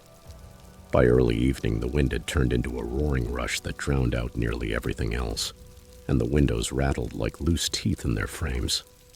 I kept glancing toward the porch because every so often a dull thud came from that direction. Quiet but heavy, the kind of sound you get when snow slides from the roof or knocks something over. I told myself that was all it was. The storm was building drifts taller than the porch railing, and I assumed some of the old furniture out there had finally shifted or collapsed. Still, the noise carried a rhythm that did not match the weather. It sounded almost like someone nudging something across the planks instead of snow moving on its own. Eventually, curiosity won. I walked to the kitchen window expecting to see chaos. Snow everywhere, whiteout conditions swallowing the yard. What I did not expect was how clean the surface looked, smoothed completely by the wind, with no sign that anything had moved at all. Then my eyes went to the area near the back steps, and the first real jolt of unease hit me. The whole yard had been erased by the storm. No tire tracks, no animal prints, not even faint marks from the porch posts. Except for one thing. A fresh set of footprints leading straight to my back door. They were evenly spaced, sharp around the edges despite the wind, as if they had been made only minutes earlier. But there were no prints leading away, no trail circling the yard. Just a single purposeful path heading directly toward where I stood on the other side of the glass. I leaned closer, almost doubting my own eyes. That was when the lights went out so abruptly it felt like the house had been disconnected from the world. The furnace stopped mid-groan. The refrigerator clicked off. The silence that followed felt unnaturally thick, as though the storm had swallowed every sound except its own. The temperature began dropping quickly, faster than I expected, and the darkness inside the house felt heavier than usual, like the shadows had settled in with purpose. I grabbed the flashlight I kept in a drawer near the stove, turned it on, and the beam cut narrow tunnels of pale light through the dark rooms. I stood still for a second, trying to hear anything beyond the storm's howl. That was when I noticed a sound that did not belong to the weather. It came faintly from somewhere deeper in the house, slow and steady, like someone trying to control each inhale, the kind of breathing someone does when they know they are not alone. I stayed perfectly quiet and listened. The sound repeated, measured, deliberate. Coming from inside a house I knew I had locked hours earlier. The nearest neighbor lived miles down the road, and the storm was only getting worse. Whoever had made those footprints outside had not gone back out into the wind. I kept the flashlight pointed ahead as I moved through the hallway, stepping slowly to keep the old floorboards from creaking too loudly. The house had always made predictable noises. Heat expanding wood, wind pressing against the siding. But now every tiny sound felt intentional, as if something in the dark was shifting its weight, waiting for me to pass. The breathing had gone quiet again, which somehow unnerved me more than hearing it. I felt the cold creeping into the hallway, the kind that seeps through clothing and settles deep. I whispered a quick curse under my breath, wishing the power would come back on, even just long enough to get the heat running. I kept telling myself there had to be a logical explanation. An animal trapped inside, maybe the storm bending the walls in just the right way to mimic a person's breathing. But deep down, I already knew that was not it. Something about the stillness told me someone was inside with me. My phone had only a sliver of battery left, and with cell towers barely functioning in weather like that, I could not rely on it for much. Still, I opened the camera and used the faint glow of the screen to check behind me as I moved. The hallway looked empty. Just the same peeling wallpaper and the same old coat hooks hanging crookedly on the wall. But the longer I stared, the more I felt like I was being watched by something hidden just beyond the reach of the light. When I stepped into the living room, the air felt colder and sharper. The curtains swayed even though the windows were closed tightly. I swept the flashlight across the cluttered shelves, the old rocking chair in the corner, and the wood stove that had gone quiet when the power failed. Nothing moved. Still, I could not shake the sense that whoever had made those footprints was inside that room, standing perfectly still and waiting for me to make the next move. I backed toward the kitchen, where I at least knew the layout well enough to move without light. The breathing sound returned. This time it was closer, just faint enough to make me question exactly where it came from. It did not echo through the house. It seemed rooted in one specific place, like someone was controlling it on purpose, measuring each inhale so carefully that it barely rose above the sound of the storm. I gripped the flashlight more tightly and scanned the counter until my hand found the small utility knife I used to open packages. It was not much, but it made me feel slightly less exposed. I kept the beam pointed toward the living room, and every muscle in my body felt like it was listening. The wind slammed hard against the siding, followed by a sharp pop from somewhere near the attic. The house was being struck from all sides, and I knew there was no way any help could reach me until the storm weakened. Whoever was inside had chosen the perfect night. When the breathing stopped again, the silence felt heavier than the darkness itself. I could hear the storm ripping across the fields outside, but the house seemed to absorb every other sound, swallowing anything that might have revealed where the intruder was hiding. I moved slowly toward the back door, thinking maybe, just maybe, they had slipped outside again, though the lack of departing footprints said otherwise. The window beside the door had completely frosted over, showing only blurred shapes of the yard beyond. The footprints were still there, untouched by the wind, almost as if the storm itself refused to erase them. I pressed my palm against the cold glass and leaned in for a closer look. That was when something faint brushed the floor behind me. Just the slightest drag, like a shoe shifting its weight. The sound did not belong to the house. It did not belong to me. I turned slowly, raising the flashlight, already knowing the room behind me was no longer empty. The beam shook a little as I swept it across the kitchen doorway, the cabinets, and the edge of the hall. At first, nothing seemed different. Just the same chipped paint and old linoleum floor reflecting a dull line of light. Then I saw it near the pantry door, the faint outline of a boot, barely visible in the darkness, as if whoever stood there was trying to blend into the shadows by remaining perfectly still. My throat tightened, and the cold in the room suddenly felt sharper, like the air had thinned. I did not call out. I did not ask who was there. The situation had already gone too far for that. Instead, I stepped backward slowly, trying not to make a sound, keeping the light fixed on that spot. Whoever it was did not move, not an inch, almost as if they were waiting for the exact moment I looked away. The storm screamed against the windows, drowning out everything. But one thing was certain. Someone was standing in my kitchen. I edged toward the small staircase that led down into the mudroom, hoping to put distance between us. The temperature seemed to drop again as I reached the first step, and I could see my breath clouding in the air. The flashlight flickered once, just enough to make my pulse jump, and I struck the side of it with my palm to steady the beam. That tiny motion must have given me away, because the boot near the pantry shifted. Barely, but enough to confirm that the figure was not frozen in place, and I was not imagining things. They were watching me, tracking me. The house felt smaller with each passing second, every room narrowing around me. I thought about running into the storm, but the last time I had looked outside, the snow was waist-high and the wind was strong enough to knock someone down. If I stepped out there, I would lose direction almost immediately. Staying inside felt like my best chance, even though the intruder clearly knew the house well enough to move through it without making noise. I backed down the stairs and pulled the mudroom door closed behind me, locking it even though I knew a simple lock would not stop someone determined. The room was freezing, darker than the rest of the house, with only the thin outline of the back window letting in a faint bluish glow from the storm. I crouched behind the shelving unit, pressing my legs against a crate of firewood, trying to stay quiet while keeping the flashlight trained on the door. For a moment, I heard nothing but the storm. Then a soft, steady sound rose from the other side, breathing again. This time closer, like whoever stood in the kitchen had leaned close to the door to listen. The old wood separated us by barely an inch, and I could almost imagine the warmth of their breath meeting the cold on my side.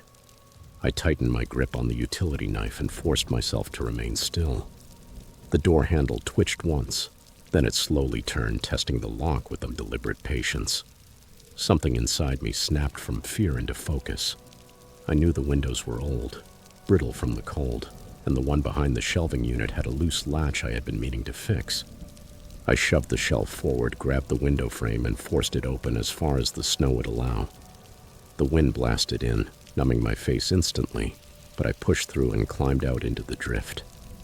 The snow swallowed my legs, but I crawled along the side of the house until I reached the crawl space hatch near the foundation. It was barely tall enough for me to fit, but it was shelter. Hidden. Too narrow for anyone to follow quickly. I slid inside, pulled the hatch closed, and waited. The breathing near the mudroom door stopped. For the next few hours, I listened to footsteps moving through the house, slow and methodical, as if the intruder were searching room by room, certain I had not gone far. By the time the storm finally broke and the light outside shifted toward dawn, the house had gone silent again. When officers arrived hours later, they found the back door lock broken from the inside and a trail of footprints leading away into the field. Prints that the wind never touched, just like the ones that had led in. I moved out 2 days later. I never spent another night there.